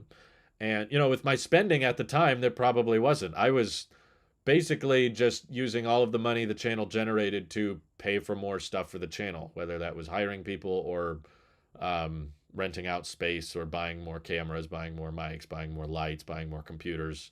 I was like, it's all for the channel. I just got to pour more money into it, and was not saving much. So the concept of saving up enough to even get a down payment on a Tesla was just not even feasible at the time. Once we started being more fiscally responsible and saying, okay, let's not burn all the money. Let's put some money aside, and let's not blow all of it on rent, and let's start working from home. And once we lowered the overhead, it enabled us to be able to say, hey, now that we're making this much and the business doesn't cost as much to operate, why not buy a Tesla? And then there was a long discussion between when's the best time to buy a Tesla, which Tesla do we want. Prices were changing, models were being introduced, and then the housing market was doable at the time, and we realized that buying a Tesla earlier would have risked not being able to sustain YouTube as a full-time job more. So we were like, it's probably going to be smarter to buy a house, pay it off, than it would be to buy the car. Because then we could knock out rent. If we don't have rent anymore, then cost of operations go down a lot more. So at that time, neither of us were even considering buying a Tesla. So you will still do YouTube when you were 30 to 40 years old? That's good. I mean, honestly, Tor, Aspen, it's up to you. It's up to how the channel performs, and it's also up to how YouTube handles monetization. They could make some policy change that, I don't know, if they decide they're bleeding too much money, they could suddenly say, we want you to have 1 million subscribers in order to be monetized, and therefore I can't make money on the platform anymore. Then that might steer me away from YouTube. That might prevent me from being able to do it. I might try to restructure it a bit, like make YouTube videos that aren't monetized, but I would push the Patreon a lot harder. I would thank everyone for their donations and let people know that, like, hey, I'd like to keep doing this full time, and the only way to do that is if we hit a certain number on Patreon or memberships. I don't know if that would be allowed if YouTube changed their policy, but yeah, it's up to YouTube and it's up to how the channel performs. So um, that's what it'll. But I would like to at this time. I don't know what I'm going to want to do or what I'll enjoy doing 30, 40 years from now. I've not even been alive for 30 years, so I can't fathom what that'll be like. But at this time, I really enjoy it, and I know I'd like to keep it going because there's nothing else really that interests me career wise. So that's why I'm so focused on being responsible and saving as much as I can. And that's part of the reason I'm okay with not buying any new Apple products this year. Nothing Apple came out with I kept in 2022. Just there's good stuff that came out, but none of it really grasped my attention that much. At what point do you think getting a new phone or new laptop gets like buying a new washing machine? I think we're very close to that. It's like you buy a new one when the old one doesn't work anymore. Um, I feel like we're basically there in my opinion, the laptop space. It's going to be very difficult for Apple to come out with a new MacBook Pro that I feel like I have to buy because my old one can't cut it anymore. The battery life's great. The performance is great. The display is amazing. There's very little things I would change about my current MacBook Pro. They're going to have to come up with something really interesting. So I would argue for me, I'm kind of already there, Katrina. Um, let's see. My software would be putting Blink as the rendering engine for Safari. Apple Safari is falling behind on web standards. Okay.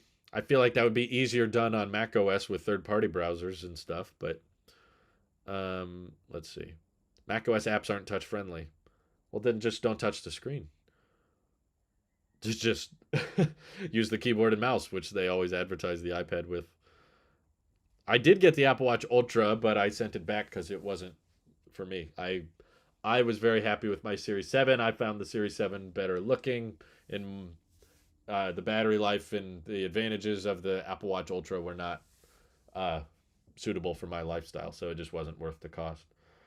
Do you see Elon messing up Twitter so much that you would leave?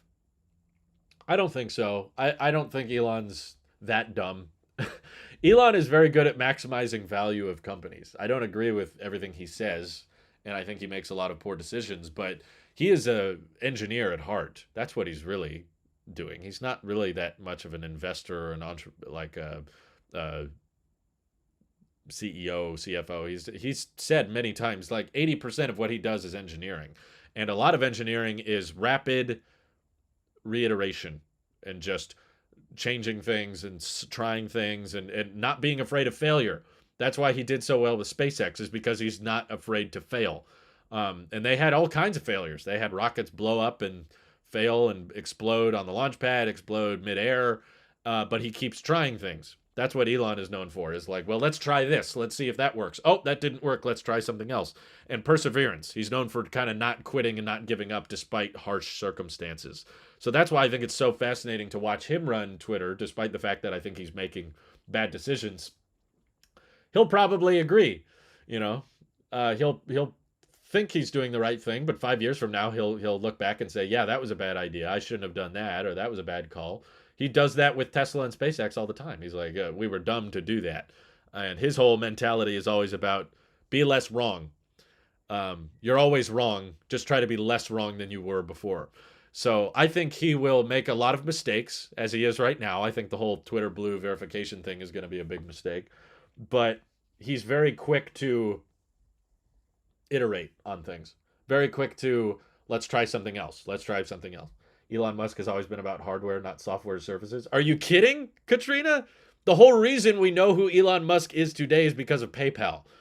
His whole startup was X.com and getting banks online. Like, that was his whole first business. The whole reason he even started SpaceX or got involved with Tesla was because he sold PayPal, which was all software services. And a ton of Tesla, the reason people love Teslas is because of the software. And Starlink is all mostly software internet service anyway. And that's the best satellite internet service in the world, and it's replacing pretty much every satellite internet service. No, it has not just been hardware. His whole legacy was built on software services.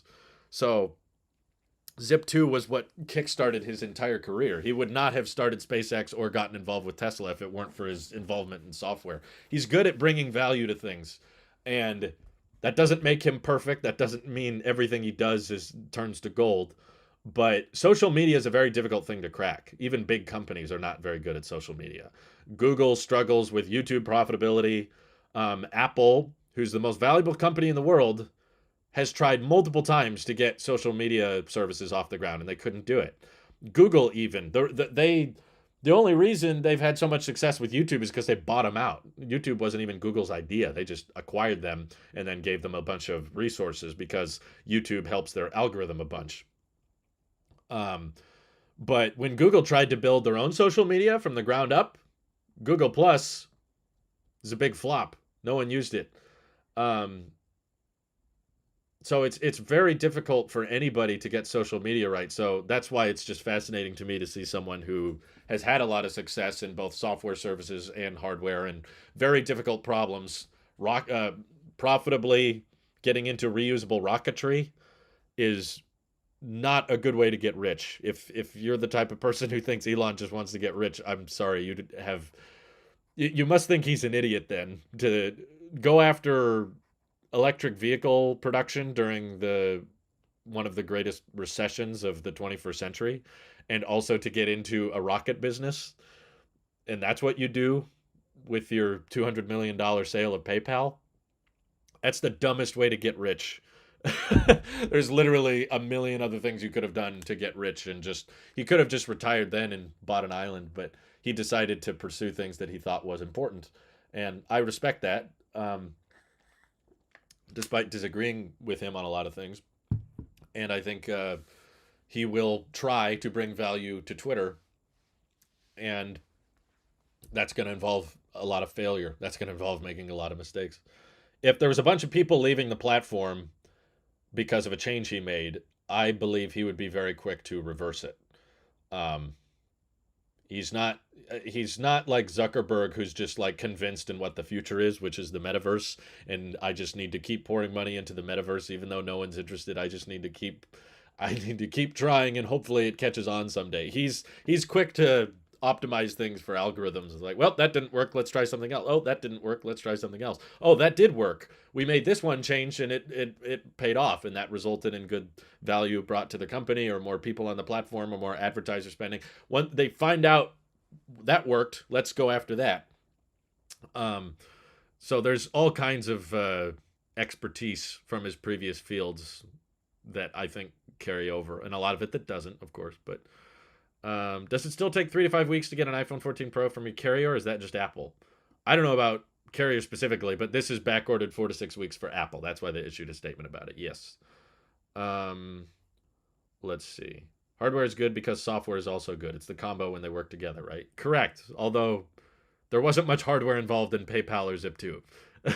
That was all software, and it did very, very well. And that's why we all know who he is today, is because of his software development. If Facebook wasn't sketchy with data, it'd be the ultimate platform. It has posts, videos, photos, lives, reels, marketplace, messages, groups, and a large user base. It is the complete platform. It still is, honestly, one of the most popular websites visited in the world. As much as we meme on it, and Facebook is not very popular among younger demographics, it is still more popular than Twitter, which doesn't feel like it based on how we talk about Facebook. Let's see. Does anybody know why Katrina thinks Starlink hardware is good? Does she mean the satellite that represents the hardware that is the source of the connections? Yeah, I mean, there's all kinds of hardware involved. There's the rocket that gets the satellite up there is insanely good. The satellites themselves are well designed. The terminals are well designed and user friendly and intuitive. You don't have to. It's like the first satellite internet I've heard of that you don't have to hire someone to like set it up themselves. Pretty much all other satellite internet services, they expect you to hire someone, or someone has to come out and angle it just right, or get the line to. No, you just plug it in and point it. You don't even point it. You leave it outside. You literally put the dish outside and you plug it in, and then it does the rest. It's stupid easy. Like, I can't set up satellite internet. other than Starlink. Um, let's see. I cannot understand why Apple lets the iPad have 16 gigs of RAM and 2 terabytes of storage, but not let it play multiple video or audio. Yep, that's another one that would be solved by macOS. That's just what I'm saying. macOS basically fixes like 90% of software complaints on the iPad.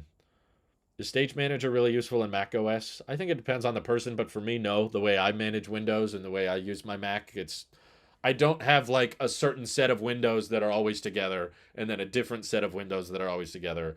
No, I'm like constantly jumping between these three windows, and it's not faster. It's not easier. I tried it. I have Stage Manager on both my Macs now, and I can't get it in it adds padding, or you have to move your mouse more to the side. It adds padding so the windows aren't filling the entire display, or if you hide the windows, you have to move your mouse over to the side to make them pop up, opposed to just moving your mouse to the dock and clicking on one of the apps. Clicking the apps on the dock is much faster for me, and it takes up a lot less space than the Stage Manager pop-up does. Lots of time and money is needed to get a small mass up to orbit. Reducing it to just simple hardware is a large oversight. Yeah, there's a lot of software development that goes into the work of rocketry as well. Because you notice that like no one's flying those Falcon 9 rockets. The rockets that send up the satellites, and now they're sending up astronauts to the International Space Station. When they come back down, there's not a pilot. No one's controlling that thing. It's flying itself. And there's variables. It's not just like you put the code in there. Well, I think the boat will be there at this time. No, it is constantly, the Falcon 9 rocket is constantly having to adjust its approach angle, decide when the rockets light up and how to come back closer, how to land right on that boat in the middle of the ocean, on that barge.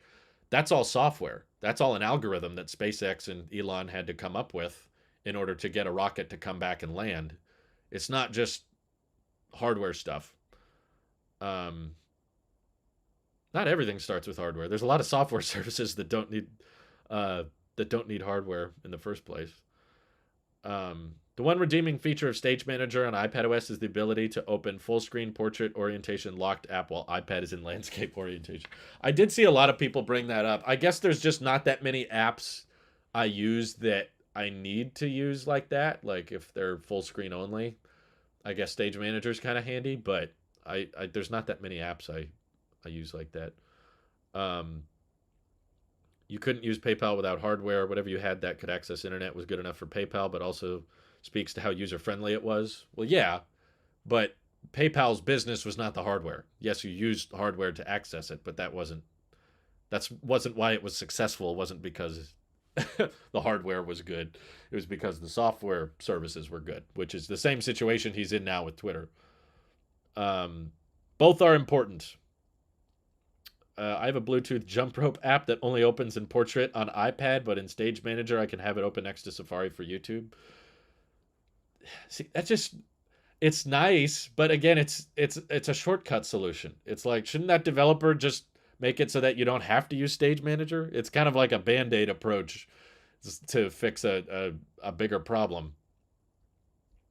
Yeah, Elon's laptop was the hardware for PayPal, but I don't think he made that laptop. Let's see. Stage Manager lets you have YouTube running while using another app on iPad. Yeah, as would macOS, but yeah, it's there. I mean, YouTube supports split screen anyway, so we've had that for years. I've seen a lot of people make that up though. Elon Musk eyeing Apple, no.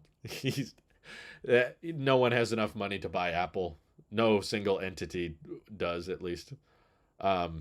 Even the government technically wouldn't have enough cash to buy it. They would have to bail themselves out. I really appreciate that Band-Aid. Yeah, it's good. And I also think the macOS dual booting would be a Band-Aid. So it's like the way a lot of people are grateful for Stage Manager due to poor third-party app developer optimization is the same way that I want dual boot macOS, is because it would just knock down all of these obstacles we have in the way. The iPad can't do this. The iPad can't do this. The iPad can't do this. Just one toggle. It doesn't have to be a big complicated, okay, let's re-optimize all of these features for the iPad, which is going to take forever because the iPad OS team does nothing every year. Instead, if we just dual boot, boom, just like we already have a dual boot on Mac, just let the iPad do that. Boom, it knocks down all of these obstacles. Okay, if you buy that iPad, whichever iPad you need to be compatible with dual booting, then suddenly it justifies it. If it can do all the software things a Mac can, then buying a $2,500 iPad Pro is now not that crazy because it can do everything a MacBook can. It just won't have as good a battery life or as many ports, but we can tackle that a different day. That's when you provide the software, when you bring Mac OS to an iPad and it can take advantage of all of those use cases, that's when we'll go, okay, well, now I'd be interested in an iPad 16-inch, an Ultra, or now I want an iPad with more ports, or now I want an iPad with better battery life because I could take advantage of all those things. But right now, there's basically no excitement. There's no interest whenever Apple updates iPads because it's like, okay, hardware's better, but I can't do anything with it. So why bother? It's like the software will justify the hardware getting improved. Once you bring the software to it, people will fill in the gap of like, okay, now I wish the iPad had this. Now I wish the iPad had that. And now Apple can get us excited again. Maybe the following year, okay, now the iPad Pro has 2 USB-C ports. That's great, but I'd prefer 4. Okay, next year, now the iPad Pro has 4 USB-C ports, or now it has MagSafe, right? Or now it has a fan so it can run higher clock speed or higher sustained loads. That software unlock convinces people that they want to buy new iPads because now you have overhead in there. You have a reason to buy a new iPad again because use cases and advantages open up. Right now, they're trying to update the iPad Pro every year, and every year it's like, no, can't justify it. No, can't justify it. Just going to keep my old one. Just going to buy last year's. Just going to buy last year's. So that's why I think that you could get past this whole iPad declining market, which Apple reported, by the way. I'm not making this up. Like that at the last earnings call, every sector of Apple's business is growing except the iPad, and it's tanking hard. iPad revenue was down 13%, which is not a little. Quarter over quarter, year over year. So basically, it means last year they made a lot more money on the iPads than they did this year, despite the fact that the iPads are more expensive now, with the iPad 10 being as bad as it is. So iPhone with USB-C and external display support for Stage Manager would be killer. I could see them going that way if they think that Mac OS on the iPhone is too weird, but Stage Manager can be done on an A12X chip. The A16 chip is getting pretty close to that performance level anyway. Like you have 4 gigs of RAM on here and an A12X chip from 2018, and it can run Stage Manager. So I wouldn't be shocked if the iPhone 15 or 16 had the processing power and RAM internally to be able to handle it. Probably can do it now, to be honest. I don't know why I'm saying you got to wait till the next generation. They're just limited by the port. The Lightning port can't output at that high video resolution. Thank God for the EU, right? That's an iPhone Ultra feature to me. Yeah, they need to come up with something to justify the Ultra, and I think that would probably be in the right direction. But would you upgrade your iPad Pro with a watered-down version of macOS? Not anymore. I would have if you asked me that like a year and a half ago, because my iMac Pro is fine, but it's getting kind of old, and as we were traveling more and planning more trips, I wanted something that I could edit with on the go. And LumaFusion is okay, but it just wasn't cutting it, and the live streaming software on iPad was crap. So if before the new 14-inch and 16-inch MacBook Pros came out, before that, if they would have said, okay, the new M1 iPad Pro, only the M1 version is capable of running macOS, but you have to buy the version with 16 gigs of RAM because the dual boot functionality is too power intensive or whatever. I'm saying they can software lock it. If you're worried about Mac sales that much, then fine. Restrict macOS to the 1 terabyte iPad Pros only.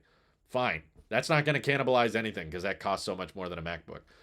I don't care what you have to do. Just make a way to do it, and the money will come, is what I'm trying to say. Right now, there's so little reason to be selling these iPads at such a high price, but the dual boot option, I'd be like, okay, I can justify it.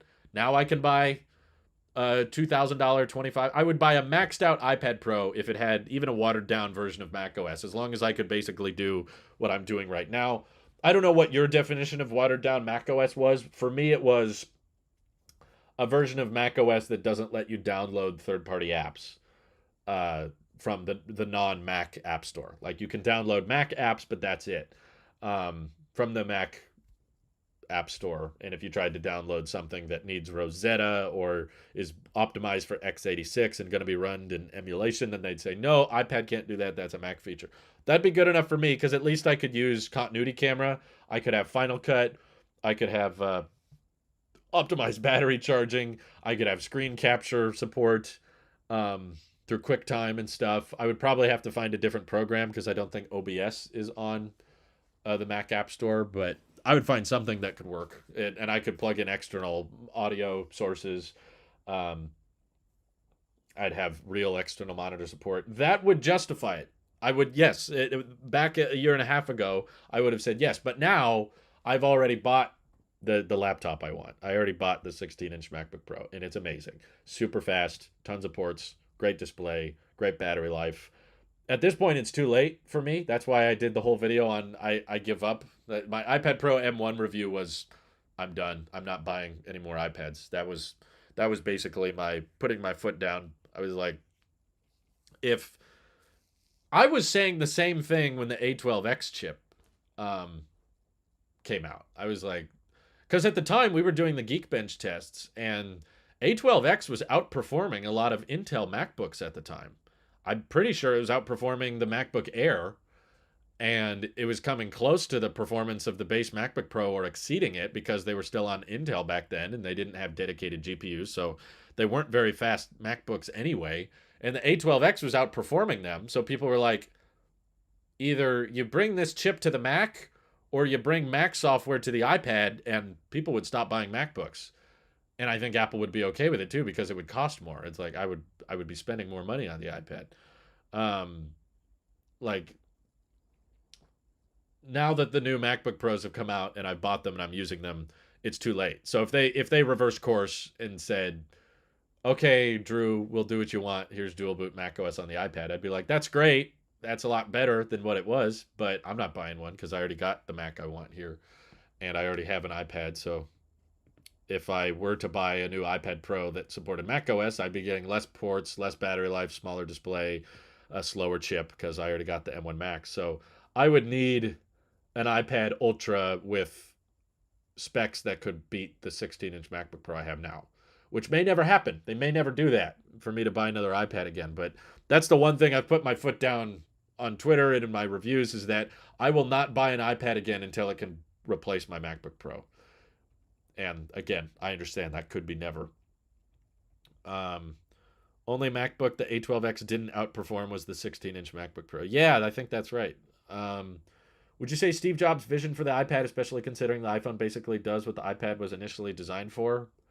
I think it does a lot more than that. If you go back and watch what Steve Jobs wanted the iPad to be, he was pretty firm about it being this middle step between laptops and phones, but he was not big into giving it, keyboard and mouse support. He was all about use it on your lap in portrait mode. It's for touch. It's a touch dominant operating system. So I felt like Apple has already detract itself from the original Steve Jobs vision of the iPad by giving it keyboard and mouse support. I mean, Steve didn't even like having a stylus in the first place. So they've already left that train. And I still say there's value in iPads. I just said there's not new iPads. If you need an iPad, because again, I acknowledge the Apple Pencil is handy and they're useful for note taking and media consumption and doing the basic stuff, that's fine. Just don't spend more than $600 on one. $600 will get you a 12.9-inch ProMotion Face ID equipped iPad with a CPU that's way faster than it needs to be. Anything over $600 is just unnecessary in my view, or just you're putting a lot of money towards something you're not going to utilize. So that's why I think Steve was not in the market of selling iPads that were going to cost $2,000. That's not what Steve was pitching the iPad for. I mean, I think there was higher storage iPads with cellular that got close to 1,000 back when he was around, but not much more than that. If they did get over 1,000, it was very, very barely. And now we have iPad Pros in the like $2,500 price range, and that's like barely counting the keyboard cases that are $300. And so it's like if you're gonna give the iPad Mac chips, if you're gonna give the iPad trackpad support, you're gonna give it Thunderbolt, you're gonna give it Mini LED, you're gonna give it all these things from the Mac, and then not go all the way and just give it Mac OS. To me, that doesn't make much sense. Ethan says, I think the iPad Pro 2018 won't get support for much longer. Well, considering the iPad Air 2 got 8 years of support, I'd be very surprised if the iPad Pro didn't. But I also don't care because iPad OS updates are really boring and not that interesting. Like, I started using my iPad a bit more again because I was using my iPhone as a continuity camera all the time. And all the things I use my iPad for, none of the features are from iPad OS 16. Like, I'm not using Stage Manager. I'm not using the weather app all that much. I'm just using it for split screen multitasking media consumption, which it will be able to do even if it doesn't run the latest iPad OS. Every generation of iPad OS, sometimes they break things. It's like the old pin today view on the home screen. I preferred that. You could fit 30 apps on the home screen and have widgets and the today view all at the same time. It was a very efficient use of space. And then iPadOS 15 came around and they completely broke it. And you can't pin the today view on the home page anymore. And now you can have a maximum of 16 apps on one page. Objectively less efficient, objectively worse, in my opinion. And I can't go back to that. So it's like, even if my iPad Pro stops getting software support, I don't care. Like, I'm not going to buy a new iPad just so that I can get the eventual calculator overlay app that they add to it or some tiny iPad OS change. Would you recommend the iPad 10 or iPad Mini 6 if they're looking for it? You clearly don't watch my videos, Scott, if you're asking if I recommend the iPad 10. If you're looking for a new iPad to buy it the iPad Mini 6 on Amazon for $399. It's $100 cheaper than buying it from Apple. It's brand new out of the box. It's not renewed. It's not refurbished. And the iPad 10 is a joke of a product that shouldn't exist. Absolutely no one should buy the iPad 10 for any price. Let's see. I'm fine with my iPad Mini for media consumption. Works well for storage and usage for my use cases. Yeah, I agree. There's uses for iPads. It's just not a use for expensive iPads. iPad Mini's cheap. It's a good deal. I use my iPad 2 for making video thumbnails, but if I had to buy an iPad again, because this one broke or was stolen or something, I would buy a 2018 refurbished 11-inch iPad Pro. There's no reason to buy the new one. Amen on the iPad 10. I never use my iPad with a keyboard or mouse. Never got why people do that. Apple's pitching it. They're pushing for it pretty hard. High Roller says, to me, watered down would be scaling down the menu bar on Mac OS. That's the one thing that really makes Mac OS not touch-friendly. I would say it's the red, yellow, green. Is that what you mean? The red, yellow, green buttons are probably the least touch-friendly thing. But I don't think Mac OS should be optimized for touch. If I could dual boot Mac OS on my iPad, I would just do it with the keyboard and mouse. I don't think Mac OS needs to become more touch-friendly. Let's see. I honestly find myself using my MacBook Air for media consumption over my iPad because it has a larger display. If I had to move around, I just use my iPhone. I agree. I think that's what most people are leaning towards. And I think I thought about doing a video on it, but it's not a huge thesis I have going in my head. But it's partly, I think, because iPhone screens are getting so big. iPhone screens have grown a lot, whereas most people are not buying the 12.9-inch iPad because, for one, it's too expensive, and also because it becomes cumbersome when it's trying to be a touch-dominant OS, but it has, excuse me, it has a laptop-sized display. Then it's like, okay, well, it might be easier to just get a full laptop if I want a big screen, but if I want something portable and easy to take with me, I'm just going to take my phone, because now more and more people are buying 6-inch phones, 6.5-inch size phones. So back when Steve was around, he unveiled the iPad with a 9.7-inch display, And the iPhone display was 3.5 inches at the time. So the iPad display was like more than double what the iPhone display was. It was a big jump to go from, okay, little iPhone 4, 3.5 inch screen to 9.7 inch iPad. Wow, I have a lot more screen space here. Today, though, most people are buying the 10 inch, 10.5 inch, or 11 inch basically. That's 10.9. 11 inch iPads are the best sellers. There's like 4 different versions of the 11 inch iPad basically. That's what most people are buying. And the most common phones are over 6 inches. So now it's not even double the size of your phone anymore. Yes, the aspect ratio is a bit different, but I'm just saying the amount of content you can view and the amount of text you can read on your phone relative to what you can do and what you can read on the tablet is not that big a jump as it used to be. In the early days of the iPad, it was like 2.5 times bigger than your phone. Now it's less than 2 times bigger. So I think that variation in size, because I've noticed it in my personal life. Like when I was younger, a lot more people were using iPads casually, like my grandparents or my parents, just for when they're lounging around the house on the couch watching TV, they would grab the iPad. Now they're not grabbing the iPad anymore. They're just using their phones. And my only explanation is that the iPad screens haven't gotten that much bigger. They went from 9.7 inches to 10.9 inches on average. And the iPhone screens have gotten a lot bigger. My parents' first phone was 4 inches. Now their phones are like 6 inches or more.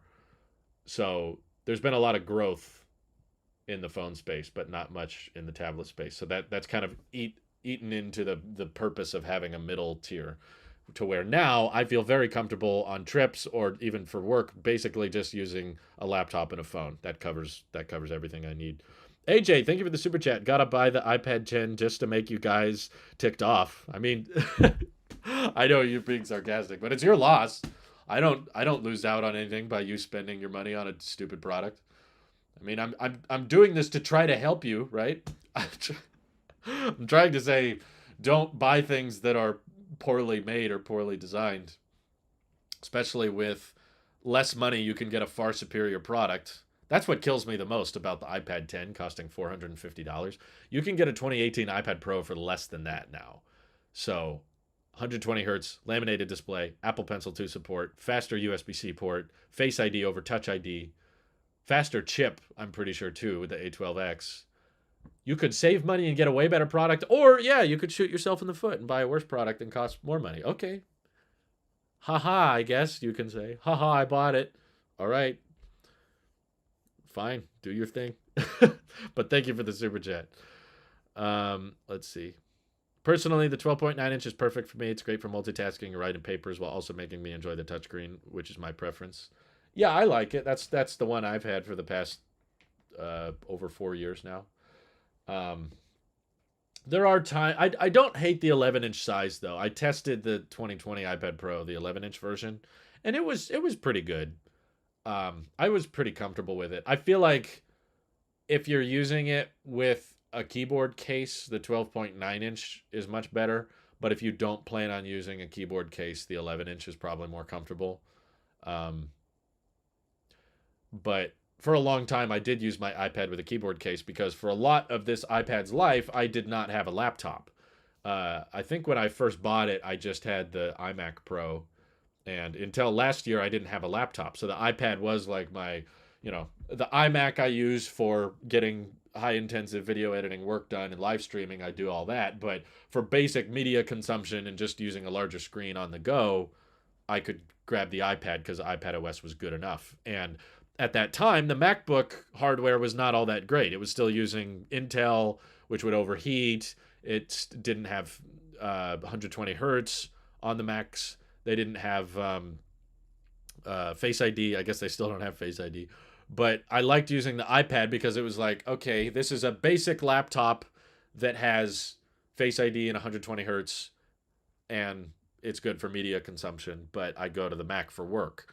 But once they brought mini LED and 120 hertz and the much faster performance back to the MacBook Pros, that's when I was like, okay, well, now I can have a really powerful Mac that is also mobile. So the iPad After I got my MacBook Pro, the iPad became kind of unnecessary, kind of redundant. Um, I just bought that iPad Pro for $469 from Refurbished. It's been great as a student artist with the high refresh rate. Awesome. Love hearing that, Ryan. Thank you. Thank you for telling me that. You think Apple will ever make foldable phones or turn the iPad mini line into a foldable? They've been talking about it for years now. I feel like everyone was saying Apple's working on a folding phone back in 2019. Here we are going into 2023, and they're saying it's going to happen in 2024. Does Apple have prototypes? Has Apple experimented with folding tech? Absolutely. There's almost no question in my mind that they have prototypes and they've worked on the concept of folding tech. Will Apple decide that it's ultimately not worth manufacturing at scale and that the market for it is too small? That's where I side. I don't think foldables have sold at any meaningful volume. I know that Samsung likes to think that the folding phone is the next big thing, and that's what everybody's doing, but they genuinely sell at insanely small volumes compared to iPhones. We talk about how the iPhone 12 mini and 13 mini didn't sell very well. They still outsold folding phones like 10 to 1. There's way more mini iPhones sold, but they basically got rid of the mini iPhone because it wasn't selling well enough, and they're seeing Galaxy phones sell at a fraction of the volume that are folding, and Samsung's like, oh, we're folding, we're so much better, we fold. Okay, good for you guys. Have fun with your folding tech. But ultimately, Samsung basically has a monopoly on folding displays. Apple's not their own manufacturer. Maybe they should be, to kind of bring this back to the subject of the stream at the beginning. Apple wants to get more into software services or expand more into other countries for manufacturing. I think they should just start manufacturing things in house. That's how Samsung is able to beat them with display tech, and they have a monopoly basically on the OLED market. That's why most of the OLED iPhones come from Samsung. Um, I feel like it would be in their best interest to get into the manufacturing business and start being more vertically integrated. That way they could have more control over the factories, how the employees are managed and paid, and make sure they're not, disobeying any labor laws and they're getting paid fairly. They could have so much more control over that if Apple got into manufacturing. I don't know why they don't, but I'm guessing they just think it's more profitable to outsource it. But I think in the long run it might pay off. In the short term, it probably wouldn't be good financially, but I don't think the folding phone market is that big. I do think Apple would get the best folding phone because I think part of what makes the folding phone so complicated is getting the software right on these varying aspect ratios. You got your regular phone mode and then this kind of weird square ratio or a 4:3. And I think Apple would get iPad OS and iOS merged in a good way, better than Android does. And a lot of people are comfortable spending lots of big money on iPhones. If you just look at the premium smartphone market, like phones that cost more than $800, Apple has like 80%. Android is more popular globally, but only because of most of the phones selling for like $400 or less. So I think I would love them to release a folding phone or iPad. I think it'd be fun to watch. I want to see Apple try. I think Apple's just been too risky. Not too risky. They're too safe. All their decisions lately are just like let's not go too bold. Let's not do anything too crazy. Everything feels like let's just play the easiest manufacturing method. Let's just play the basic like improvements. Let's not do anything too crazy. And I think it'd be fun if Apple got a little crazier or it took some more risks with their hardware. And I don't mean risky like iPad 10th gen, like let's make it USB-C, but it needs the Apple Pencil 1. Like that's just dumb. But I mean like doing something more intricate or complicated, like a folding phone or like Apple Camera or like Apple, I don't know, cell phone service. So just get a bit more creative with your product offering. I think would be fun. But my guess is that the market that in the return that Samsung is seeing is not very high, so Apple's going to deem it not worth it, and they just don't think they don't think it'll pay off. When do you think Apple could release their first folding device? Definitely not soon. We'd probably hear about it by now if they were. 2024 at the soonest, but I also just don't believe it'll happen. I think the market for it's too small, and the durability would be a concern for them. And also, durability is honestly not that big an issue with folding phones. I know everyone likes to think it is, but Snazzy Labs has pointed out, like, he abuses his Z Flip daily. He's like throwing it around and dropping it and showing up. He's like, see, the screen is fine.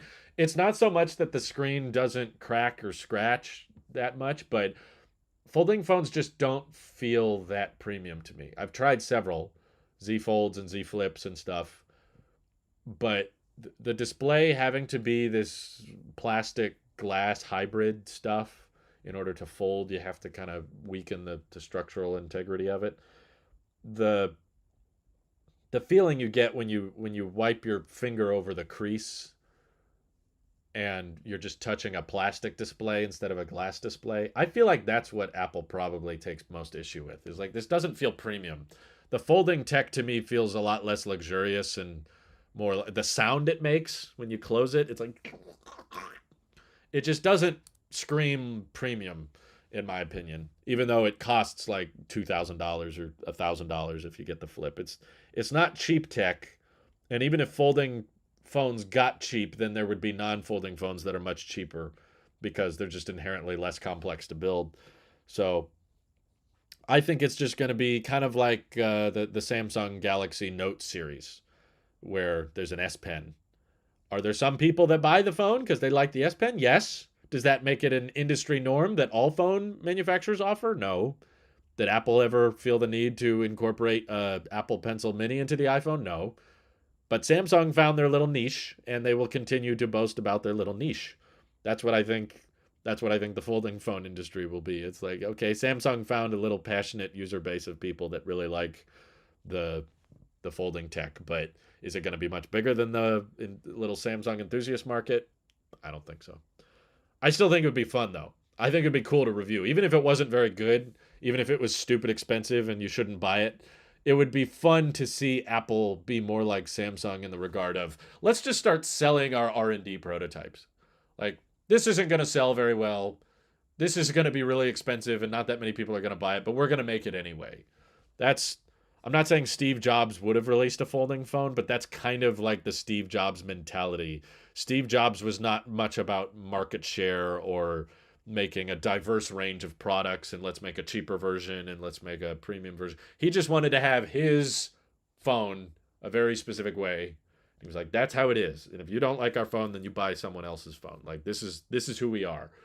And it's that kind of like firm identity that I would like to kind of see come back to Apple. Because right now they just feel like, okay, let's just have 50 different iPad versions on the website. So there's one for every model. You know, Steve was about having clean lineups, and now Apple feels like intentionally throwing decoys in every lineup. Put in this one so that they feel like, okay, the price is reasonable, but ooh, I don't like the features. I guess I should buy the more expensive one. That business approach, or that L curve of like, show them the low starting price. Okay, I could afford that. Show them that that price is not very good for that product because that product isn't very good. Oh, not that great. But the problem that you have with that product is solved with a more expensive product. Oh, well, it's $100 more. By the time you hear that it's $100 more, you're already committed. You've already sold yourself on that idea of dropping the initial starting price. And I think it's that psychology that Apple's figured out of the decoy effect becoming so popular. Just buy the Pro. Just buy the nicer one. Just buy the slightly better one. Just buy the Ultra. Just go all the way at this point. Um, Apple already makes foldables. They're called MacBooks. Yeah. Apple hat and Apple shoes to go with your Apple Watch and Apple glasses. Yeah, really. If Macs could game natively, I would switch instantly. Putting ARM in laptops is a no-brainer, and competition won't do it. My 350 laptop gets max 4 hours even with the battery saver on. I agree, but I don't think everyone would switch, to be honest. I think a lot of the PC gaming community doesn't like Apple for many reasons. Not being able to game very well is just one of them.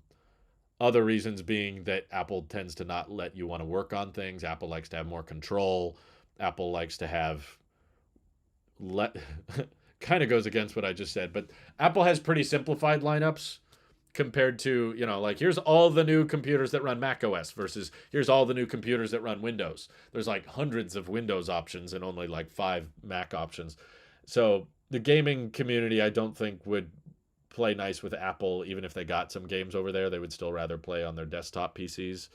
But that's not up to Apple. That's all up to game devs. And that's we gone down that road many times before. But basically, the long story short is that Apple has no incentive to convince major game studios to bring games to the Mac because they're not going to get much payoff. You're not going to switch that many gamers over to Mac. Therefore, the revenue you put into exclusive titles would not see an equal or greater return. Therefore, it's not worth it. Um, which one do you think we could see first from Apple? Mixed reality headset or foldable or EV? Oh my God. You're asking me these like impossible questions, Matul. Uh, which would we see first? How do I say none of those? I genuinely don't think any of those will happen. I guess mixed reality headset I would say is the most likely. Just because I can tell Tim Cook is very interested in augmented reality. They're clearly interested in doing AR glasses. Um, they don't they don't shy away from that. They've I think he said in an interview once, Tim Cook said like, we're really excited for the future of AR, but the hardware is just not there yet. But they're pursuing it. Like my personal guess, because there's all these leakers and analysts that keep claiming, oh, the mixed reality headset is coming and Apple's working on this headset that they're going to release. I'm still convinced the headset we're hearing about is not for us. I think Apple's developing, because the Bloomberg report was saying that this headset was going to have like 8K resolution in each eye and have the M1 Pro chip in it. And it was going to be this super expensive thing that was going to cost like $3,000. And I was like, the concept of Apple selling a $3,000 headset for AR games, for what? Angry Birds AR for the Florida's Lava on Apple Arcade, they're going to sell a $3,000 headset. It just doesn't sound like Apple today to me. Like they kept the iPhone prices the same in the US. There were import fees and stuff in other countries, but Apple AirTags were $29 and the 14 Pro was okay. There's an iPad that's like $100 more expensive than we believe it should be, but the concept of them unveiling a $3,000 AR headset, like that doesn't make sense. So the only way I could make use of those rumors was the idea that Apple is developing a headset for internal use because they understand and acknowledge that the glasses are not ready yet. The tech just doesn't exist yet for the glasses, but they want to develop AR experiences for the glasses now. So they've come up with a mixed reality headset that has displays and overlays, kind of like the Meta Quest Pro. But they're not going to sell that. They're just going to make it for their software engineers at the company, and they'll play around with it and they'll develop software. Reality OS is what it's been rumored to be called, the new operating system for augmented reality. And I think they would wait until the glasses were ready before actually coming out with an AR product that we can buy. But other than that, no. I don't think they would release something like the Meta Quest Pro. I don't think they would do that. Let's see. It's effectively plastic. It scratches at a level 2 with deeper grooves at a level 3. The only way I would get one would be a killer deal on an old one on the resale market just to tinker. I still think it would be fun to watch Apple try to do a foldable. I'm not saying it would be good. I just think it would be fun. Like to see, would they call that an Ultra? To see an iPhone Ultra that has an amazing camera, the same great camera that you would get on the Pro Max, but can also unfold, and now it's a 120 hertz capable OLED iPad mini. We've all been asking for a ProMotion iPad mini, or a lot of people have been saying, I wish they would do an iPad Pro mini. The folding phone would basically be that, because it would have to be more expensive than the Pros, so it would get ProMotion and it would get OLED, but to unfold, it would have a display closer to that of the size of the iPad mini, and maybe that would give it Apple Pencil support. I don't know. That sounds like a kind of fun product to have one device that could do both. It would probably have compromises, like the battery life's not that great and there's a crease and the display doesn't feel as good, and I don't know. It's not probably as capable as or as cheap as just buying a regular iPad. It'd be cheaper for you to buy a regular iPad and an iPhone than to buy the foldable, but still, it'd be an interesting little chapter in Apple's history. I'm not saying don't make one, because frankly, I think iPhones are getting progressively more boring year over year. There's less and less exciting upgrades, Like, let's say we get USB-C. We get Type-C on all the iPhone 15s. Okay, it's been decided. USB-C is the future. That's where everything's headed. Okay, now what? We got Dynamic Island on all the iPhones already. Okay, the iPhone 15 lineup is probably going to have Dynamic Island as standard. Marngel's asking about what do we think ProMotion will come to non-Pro iPhones, assuming if it comes to those at all. I don't think they're in a big rush to, because you need LTPO panels to get ProMotion, and that's what they're having a hard time producing. That's why the 14 Pros are backordered, is because they can't build those displays fast enough. But even so, let's just assume in the future, iPhone 16, all of them have ProMotion. Everything goes to 120 hertz. They all have 48 megapixel cameras. They all have macro mode. They all have periscope lenses. They all have Type-C. Now what? Now what do we do? I guess slightly better battery life. I guess slightly faster charging, slightly better chips.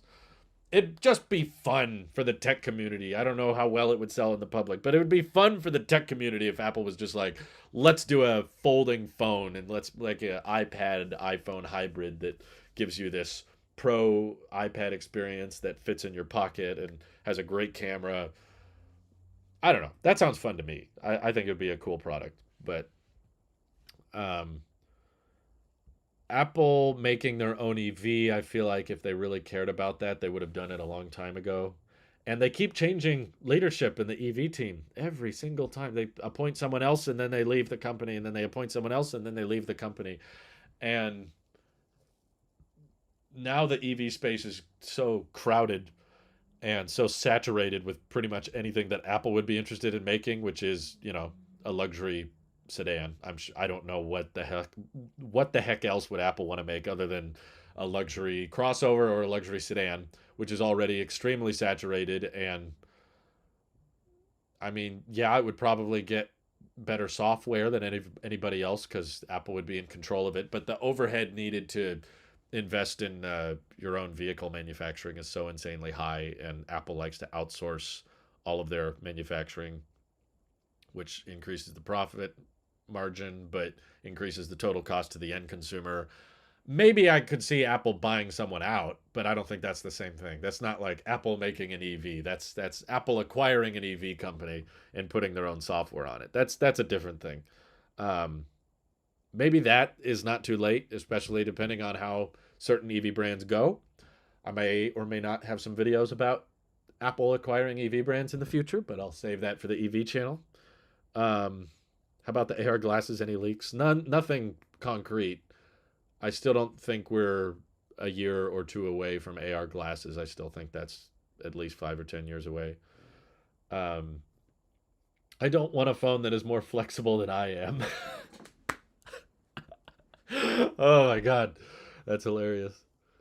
Imagine iPhone with different colored bezels. Yeah, we had that before and I didn't like it. I don't need white bezels anymore, please. As long as displays turn black when they're off, then I'm going to want black bezels. If you find a way to make a display a different color when it turns off, then maybe I'd be open to it. There's an episode of Black Mirror called Nosedive where they have these like white rose gold futuristic kind of looking phones, and when the phones turn off, the display turns to the color of the phone. It doesn't go to black. That's what I'd be okay with. If you want white bezels, you just need a display that turns to white when it's off. That would be cool. Let's see. iMessage or AirDrop, which one keeps you locked into the walled garden? Probably AirDrop. I mean, I like iMessage, but it's not like a deal breaker thing like it is for most other people. I'm in many group chats that are green because someone in the group chat is not an iOS user. And maybe that's the reason I never subscribed to the whole iMessage bullying thing, is because that's never come up in my life. I'm in like countless group chats right now that are green because someone doesn't have an iPhone, and no one brings it up because I'm not friends with jerks. I'm not I'm not friends with morons that try to shame you for not owning an iPhone.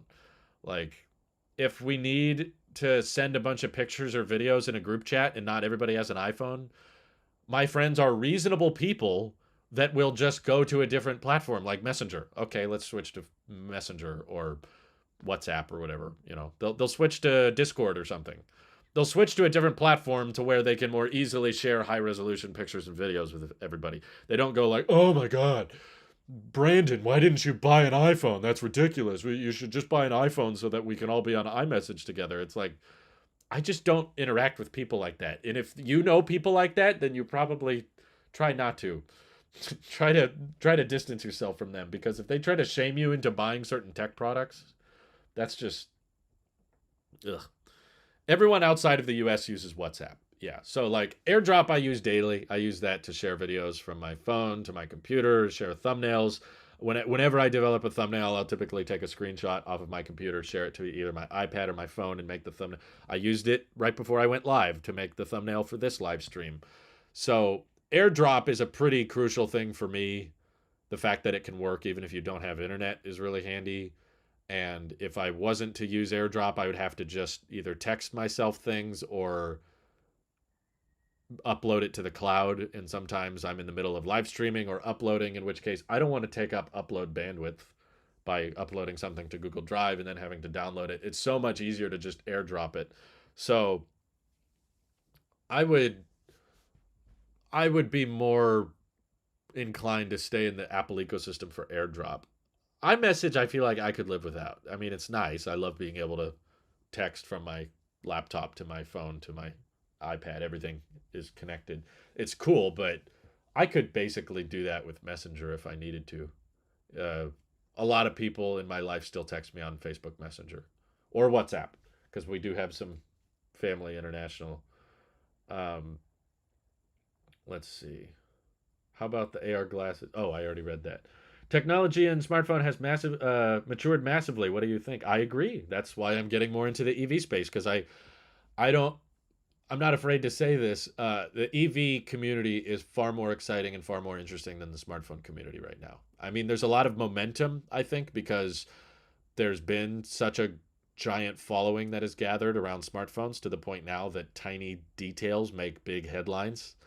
Seriously, if you take a step back for a moment and try to explain the whole USB-C law situation to like your mom or your grandma and see if they care. They don't give a crap. You're just like, or just someone in your life that doesn't follow tech stuff. Be like, so there's talk about whether the iPhone will switch to USB-C, and they're like, uh-huh. Oh, okay. Is that exciting? And you know that no matter what happens, if the USB-C iPhone comes out next year, the average consumer is going to be like, oh, what? The connector's different. Oh, there's the adapter. Oh, okay. And then they plug it in and they just start using it. And then they never think about it again for the rest of their life. Oh, they changed the... Oh, okay. Got it. We're good. Just like the whole eSIM thing. I thought that was going to be a huge headache, and it is for some. But I talked to some people in my personal life that got the 14s, and I was like, how did the eSIM thing go for you, switching to the eSIM? And they were like, it's fine. I just signed in via my carrier, and then my phone number ported over. It was easy. I was like, okay, it's probably going to be a similar story with USB-C. Everyone's going to be like, yeah, but Lightning doesn't work anymore. Oh, there it is. Never mind. I already had a USB-C cable. We're good. All done. But there's so much energy because we all buy phones, right? That's a smartphone. There's like billions and billions of people buying smartphones now and using them, and all debating which one they should buy and which one is going to be worth the wait for. So there's a lot of momentum in this industry, but the amount of change in the industry has dropped substantially. I agree. It has matured. The number of noticeable changes has gone down. So despite this momentum, I don't really think it's justified. Like, I don't think there deserves to be this much interest in what kind of port the next phone has. Honestly, what is it going to change? For a lot of us, nothing. People like me who pretty much only wirelessly charge with MagSafe, it would change nothing for us. Maybe someday they'll give it Thunderbolt and some Apple Dex feature, but that's all hypothetical. That's probably not going to happen. So we make these big situations about it. We make these big stories about it because there's momentum from all of this growth and the explosion of the tech world. And, 20 years ago, there weren't really smartphones as popular as they are today, and they've changed a lot in the last 20 years. So this energy is propelling the tech community forward. And I wrongfully predicted that it would die off. I thought that the tech space was going to get smaller and smaller and smaller, and the EV space was going to get bigger and bigger and bigger. So that's why I was spending more time on EV, but also partly just because I thought the EV industry was, we're not mature yet. The EV industry is still very early in its development, and there's a lot of change coming, and there's a lot of radical rethinking, radical, law discussion on what standards should and shouldn't be a thing, voltage architectures discussions, and aerodynamics versus energy density, cell chemistry. There's so much more exciting tech stuff going on that's what I watch. Like you guys, someone asked earlier what, like, I should have a roundtable discussion with Justine and Lou later, and Painfully Honest. Like, I genuinely, like, I pretty much make time for Marquez, and that's it. I don't watch that many tech creators, but I watch dozens of EV channels because I find that stuff way more interesting. Maybe it's just because of the stage of life I'm in. When you're younger and you can't buy cars, or don't want to buy cars, or can't afford to buy cars, maybe that stuff's not as interesting to you. But most of the stuff I'm watching on EVs is not something I can afford. I love watching content about Rivians, or now I'm watching a lot of content on people testing the Hummer EV, which I think is dumb, but it's fun to watch people's experience with it. I'm never going to buy those things, but it's fun to watch. I just find it interesting because it's like we're at the very beginning of a S-curve adoption rate with electric vehicles. So there's a lot of growth, there's a lot of change, there's a lot of startups, and the startups that actually are, like, Rivian is just barely started first deliveries to customers, and Rivian didn't exist 20 years ago.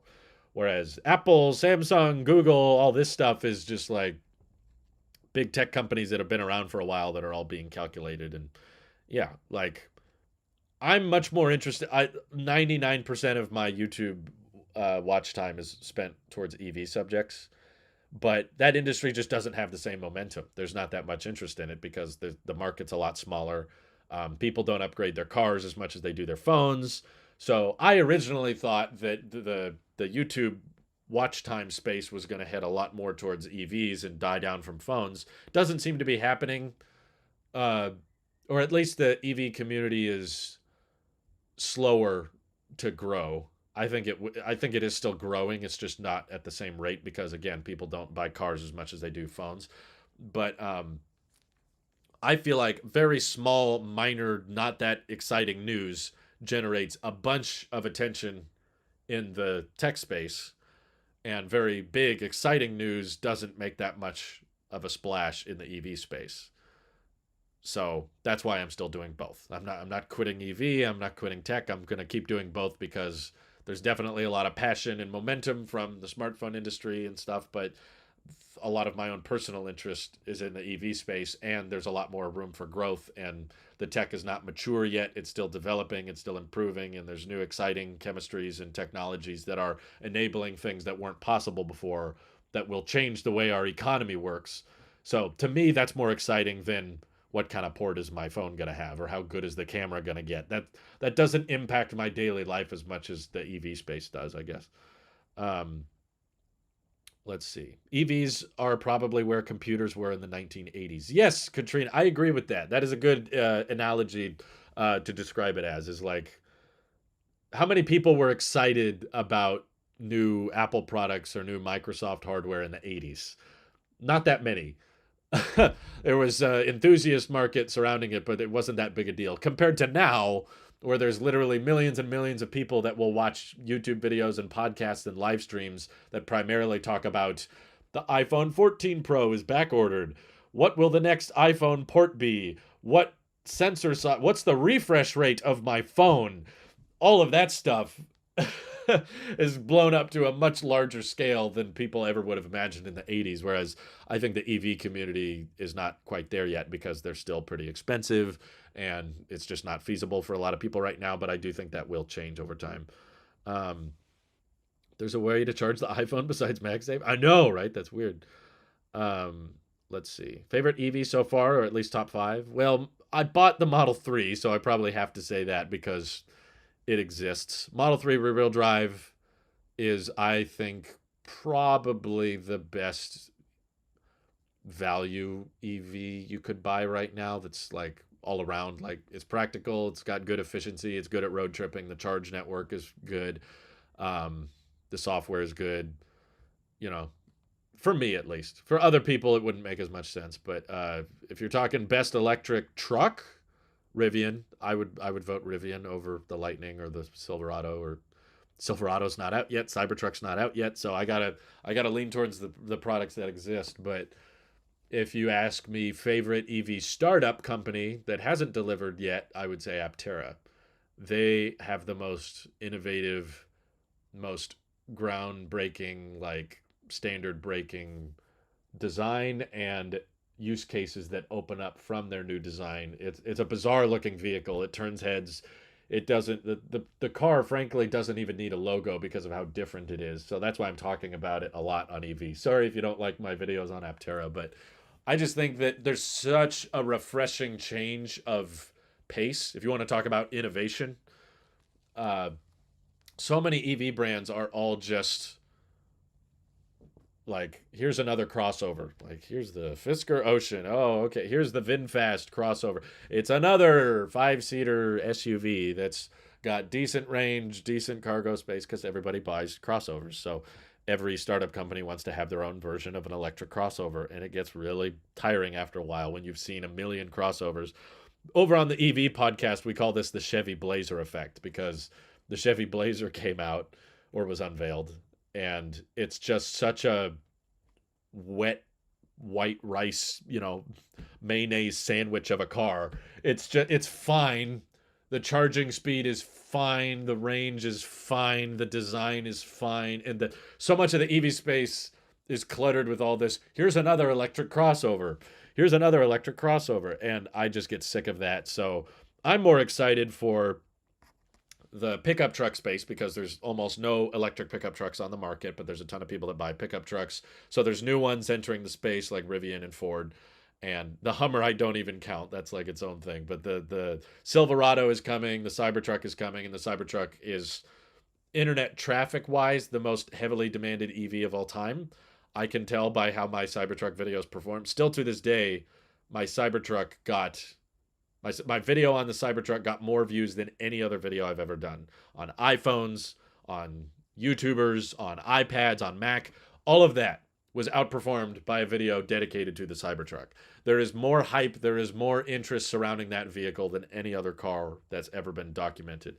So I think electric pickup trucks and the Aptera are definitely like the most exciting, interesting developments going on, because the Aptera is like such a different, unique vehicle that it doesn't fit into the social norm of what a vehicle is. And pickup trucks are just so heavily demanded, and they're so inefficient with gas that's why so many people want electric ones, so that they'd be cheaper to own and better for the environment. But there's not that many, so that's why there's a bunch of momentum surrounding the electric pickup truck space. Aptera is like a completely new category that I think will become incredibly popular. But yeah, that's what I'm most interested in, is like radical changes. Or if you want to talk about like iPhones have matured, there's not that much new stuff going on. Yeah, that's why I'm on EV. That's why I'm doing skits on the tech channel, you notice, and I'm not doing skits on the EV channel. It's because I think the news and the information going on in the EV space is interesting enough. It doesn't need a skit. It doesn't need to be funny to hold your interest. The tech space, I'm going to get incredibly bored if I don't comedy it up a bit, or spice it up a bit with skits. That's how you can get me interested in tech, is to kind of make it into a comedy. EVs, you don't need to. It's interesting enough and game changing enough that there's not really a need to make memes about it, essentially. Thank you, Chris, for the super chat. I like my iPhone 11 Pro. I will keep it till it dies. My iPhone 6S is 6 years old. That's a great move, Chris, and I recommend you do that. Thank you for the super chat. Let's see. I don't think the EV community will ever be as big as the smartphone community. Most people in the world won't have access to a car. Most people in the world can use a basic smartphone. I agree, but one is objectively going to become far more interesting and exciting than the other. I don't think this issue of year over year smartphone upgrades getting smaller and smaller is going to change. I think it will get worse. There will still be a lot of momentum behind it where a lot of people want to talk about any and all possible changes. But in another 10 years, when the dynamic islands are gone and the displays are all bezel-less and they're all full screen and the battery lives all last through the day and the cameras are all amazing, it's just going to be insanely difficult to talk about new things going on. Like it's going to get worse and worse. Um, Jari Orava says agreed on watching habits. Only watch you, Drew, and MKBHD and all EV channels. That's me. That's funny. I'm not the only one. Teens are excited about phones. Adults are excited about EVs. That's true. I also noticed the age difference in my comments and in my analytics. There's a lot more adults watching content than there are adults watching tech content. Let's see. What Chinese EV do you like? I don't know that many, but the Neo and Xpeng look pretty good.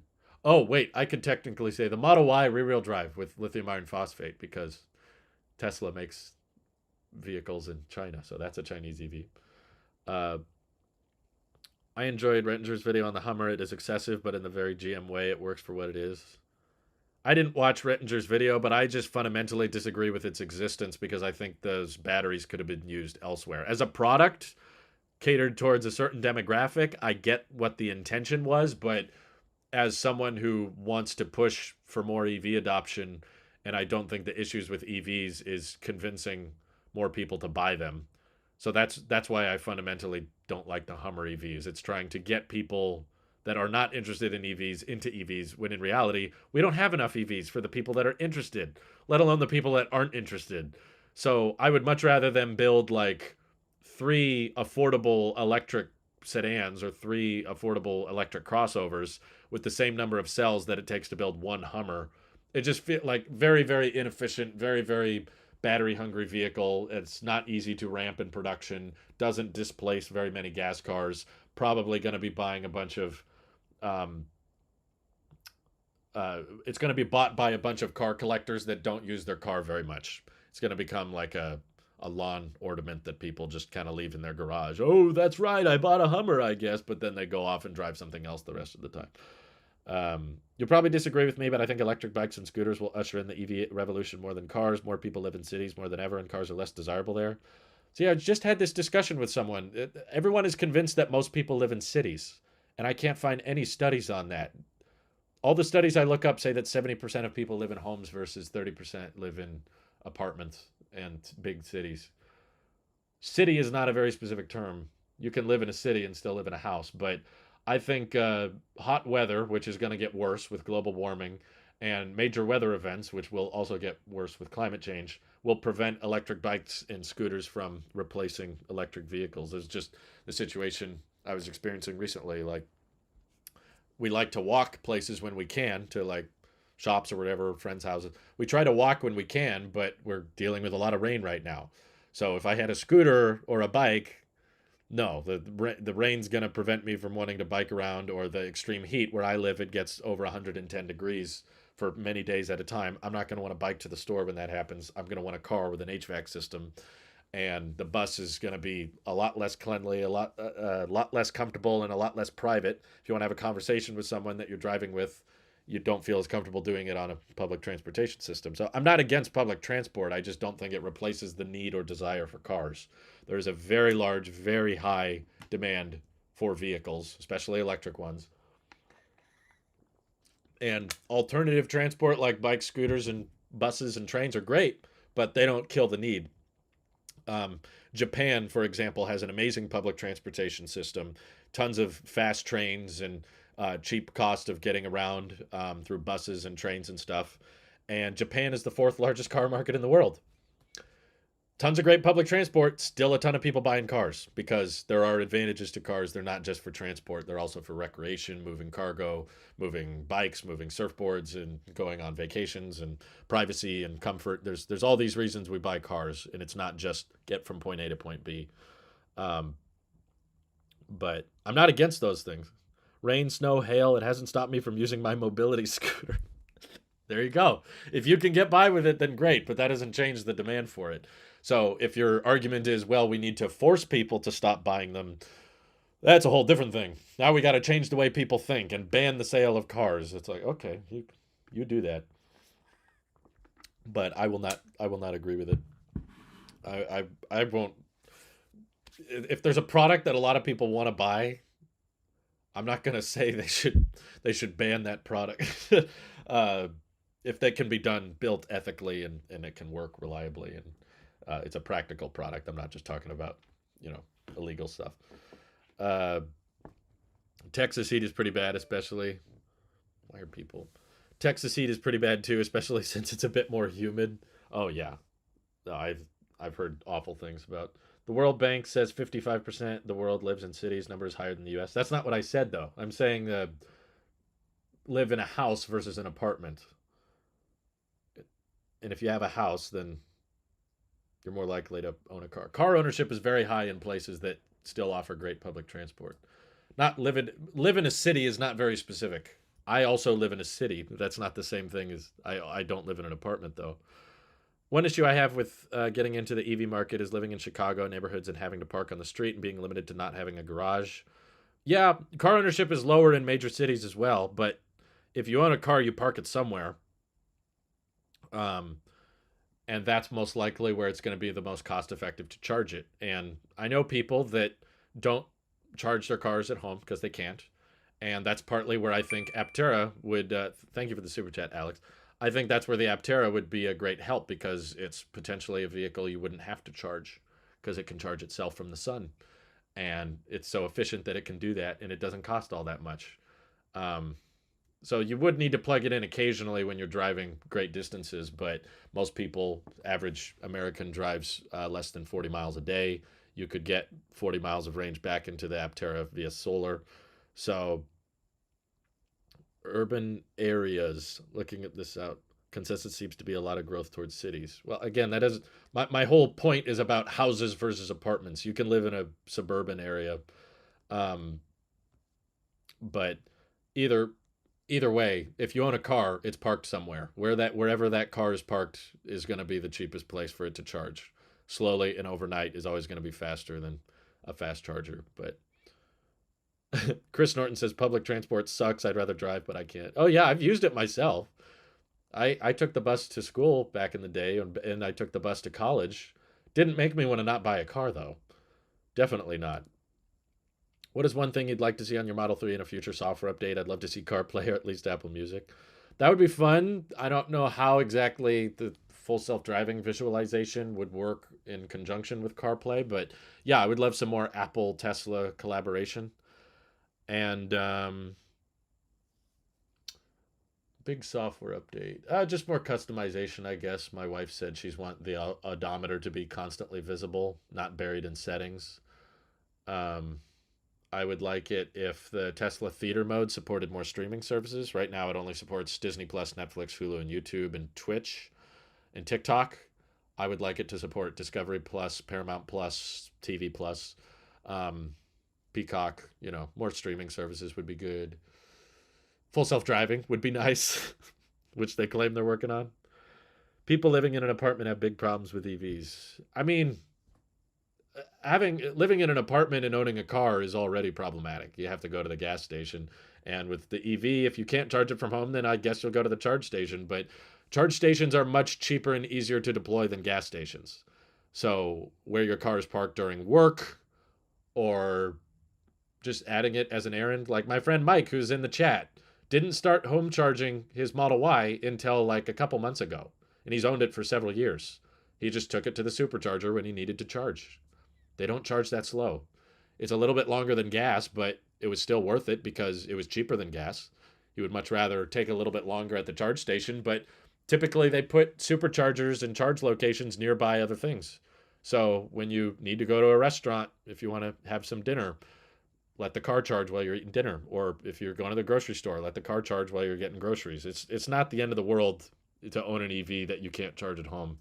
Some people are convinced that you can't do both, but I know many people that have. And it's also part of the reason I think the Aptera will be so desirable is because you won't have to think about plugging it in. It'll just charge itself. Um, Battery charging stations need to start replacing gas stations. It's already happening. We've been doing it for years. Lossless Apple Music, even if it's just a portion of the screen, Tesla could provide the option to keep the left part for vehicle info. Yeah, there's a way to do it. I just, I don't think it'll happen. Tesla and Apple don't like each other. Um, Car battery health still doing well, even when it was supercharged for its first 2 years on this planet. Yeah, I know. Mike, when he first got his car, lived in an apartment, and I'm sure he now prefers living in his house, but he still was just like, okay, I drive the EV until the range gets low, and then I charge it, and then I keep driving it, just like you drive a gas car. It's not that big a deal. I think people exaggerate the charging speed and think it's a much bigger issue. Oh my god, it takes hours and hours to charge. It's like, not really. And you'd be surprised how much driving um, actually doesn't require daily charging. My commute is 26 to 32 miles round trip, depending on which way I go. The Aptera would totally work, but it's no Cybertruck. No, it isn't. But uh, if you're efficient enough that you can get 40 miles of range back into the battery per day via sunlight, then you don't need to plug in for the vast majority of driving. How did the Apple keyboard autocorrect EVs to L's in my previous message? Apple's autocorrect sucks. I don't think it's actually that bad. If you ever turn off autocorrect, notice how many typos you make. You'll make a lot of mistakes. I just think people like to hate on autocorrect because they only notice it when it doesn't work. If autocorrect is working, your brain doesn't even remember that event. You completely block it out, and it types the right thing, and you're like, oh, of course, yeah, I wanted it to be that, and you don't think about it. But you notice the people that complain about autocorrect, they don't turn it off. Try to type for a while without autocorrect. You'll notice how bad you are at typing. Uh, I've used Tesla Theater and Arcade much less than I used to when I exclusively supercharge. Kind of miss consuming content in the car, but home charging is nice. I'll still do it even though I can home charge. I just enjoy sitting in the car. The seats are so much more comfortable and they're heated, and I can watch my TV shows in there with a great sound system. Love it. Don't care at all that the charging takes longer than a gas stations suck. I hate gas stations. What about the huge lines to recharge? Most don't have that. You only hear about it when there's a big one, but you don't hear about it when there's. I've never had to wait in line for a supercharger, and I went through Los Angeles on Labor Day weekend, and it was busy. But luckily, the car is smart enough to know this supercharger is full. Don't go there. This supercharger is full. Don't go there. This one is available. You can go there. And the car will take you and make sure that you go to a supercharger that has vacant stalls. Gas cars can't do that. I've been at a line at a gas station. It's happened because gas got so expensive where I lived that the cheapest place in town for gas had an insanely long line. And I was stuck there for an hour because everyone wanted to get the cheaper gas. I could have gone to another station and paid more, but it would have cost me over $100 to fill up the tank, whereas the car I'm driving now costs $15 to fill up. So there's basically on average about 2 superchargers installed a day, which is still not fast enough, but they're doing it. And then Tesla's not the only one installing it. There's plenty of chargers. If you like talking about this stuff, check out Tailosive EV. This is basically a big ad for my EV channel. Let's see. There's a couple of charge point charging spots in my apartment complex, which are quite handy. Exactly. I have relatives, like my great uncle, I think his technical relation is. I'm related to him. I forget how, but my great uncle bought a Tesla recently. He lives in an apartment, and there is a parking garage, and a couple of the spaces in the parking garage have level 2 chargers. They're not that expensive to put in. So that's always going to be more cost effective to slow charge the EV overnight when you're asleep than it will be to rapidly deploy fast charging level 3 stations that charge your car in 15 minutes or 10 minutes, because that requires more cooling, more complex wiring, and maintenance that the level 2 chargers are just not that complicated. They don't need that much upkeep. Let's see. The sound system in the Model 3 is awesome, way better than my living room. That's true. We've watched a lot of TV in the car.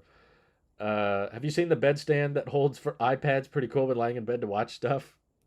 It just reminds me of Wall-E. That's what I think of when you say that. It's just like they just hold, the iPad holds it and you just lay back. Yes, give me content. Yeah, it sounds very convenient though. I've genuinely considered getting one because I'm like, sometimes I'm lying in bed. I kind of think it's bad though. I probably use my devices too much in bed. You hate gas stations because you're in California. One time I visited San Diego and was shocked you had to prepay to fill. Not how it is in a trust. Not how it is in a trust middle U.S. society.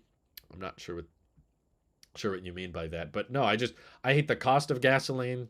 I hate the smell. I hate how many buttons there are. I hate having to pull out my credit card. I hate having to select the gas type. Supercharger, you just pull up, plug in, and you're done. It already knows who you are. It already knows when to charge to. Much, much easier, much simpler, less stinky. And I can just sit in the car and play games or watch TV, which is probably what I'm going to do at my destination anyway. Um, EVs are a pretty big step towards a greener future, but improved public transport is more realistic.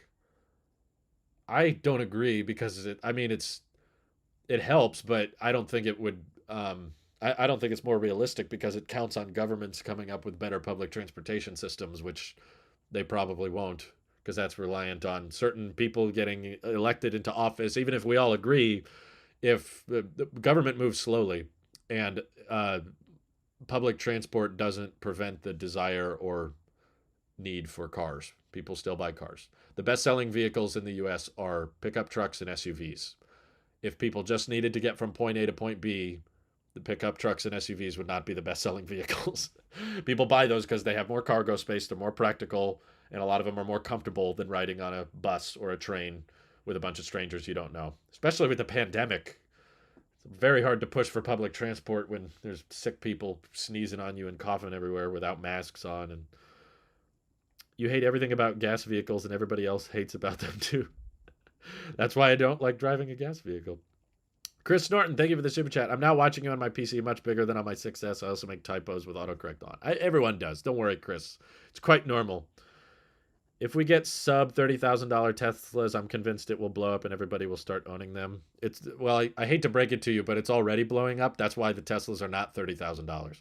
They could charge a lot less for them, but they don't because the demand is off the charts and they can't build them fast enough.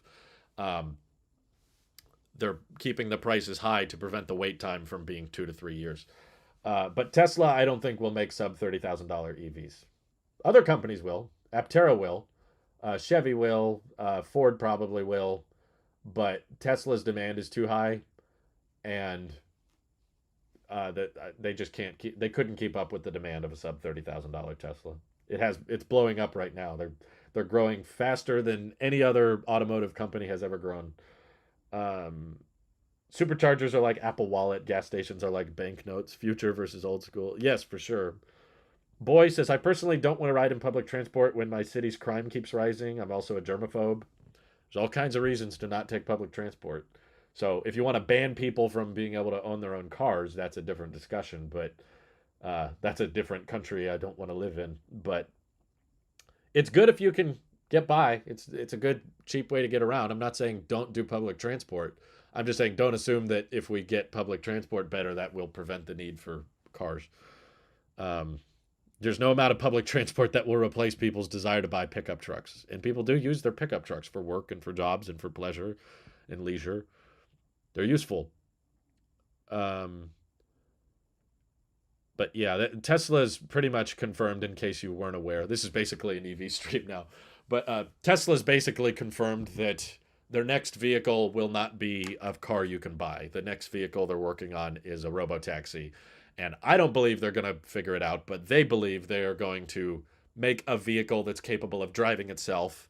And it'll be so cheap to ride in that you won't want to own a car because you will just ride the robotaxi everywhere and you'll pay 18 cents or something a mile. And it'll be so insanely cheap to transport yourself that you won't buy a car.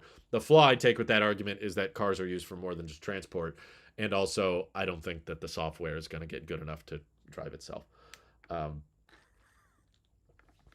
Big discussion over there. But hey, I've been talking about EVs for so long, I should probably just start working on my EV videos. But I appreciate all the super chats, and I love the conversations we've had. I like doing these longer streams every once in a while. But a lot of fun chatting with you guys. I could do them all day if I'm not careful. I hope you guys have an excellent rest of your day, and stay tuned for more content. They've got a big list of stuff to work on. Thank you all. Have a good one. Bye-bye.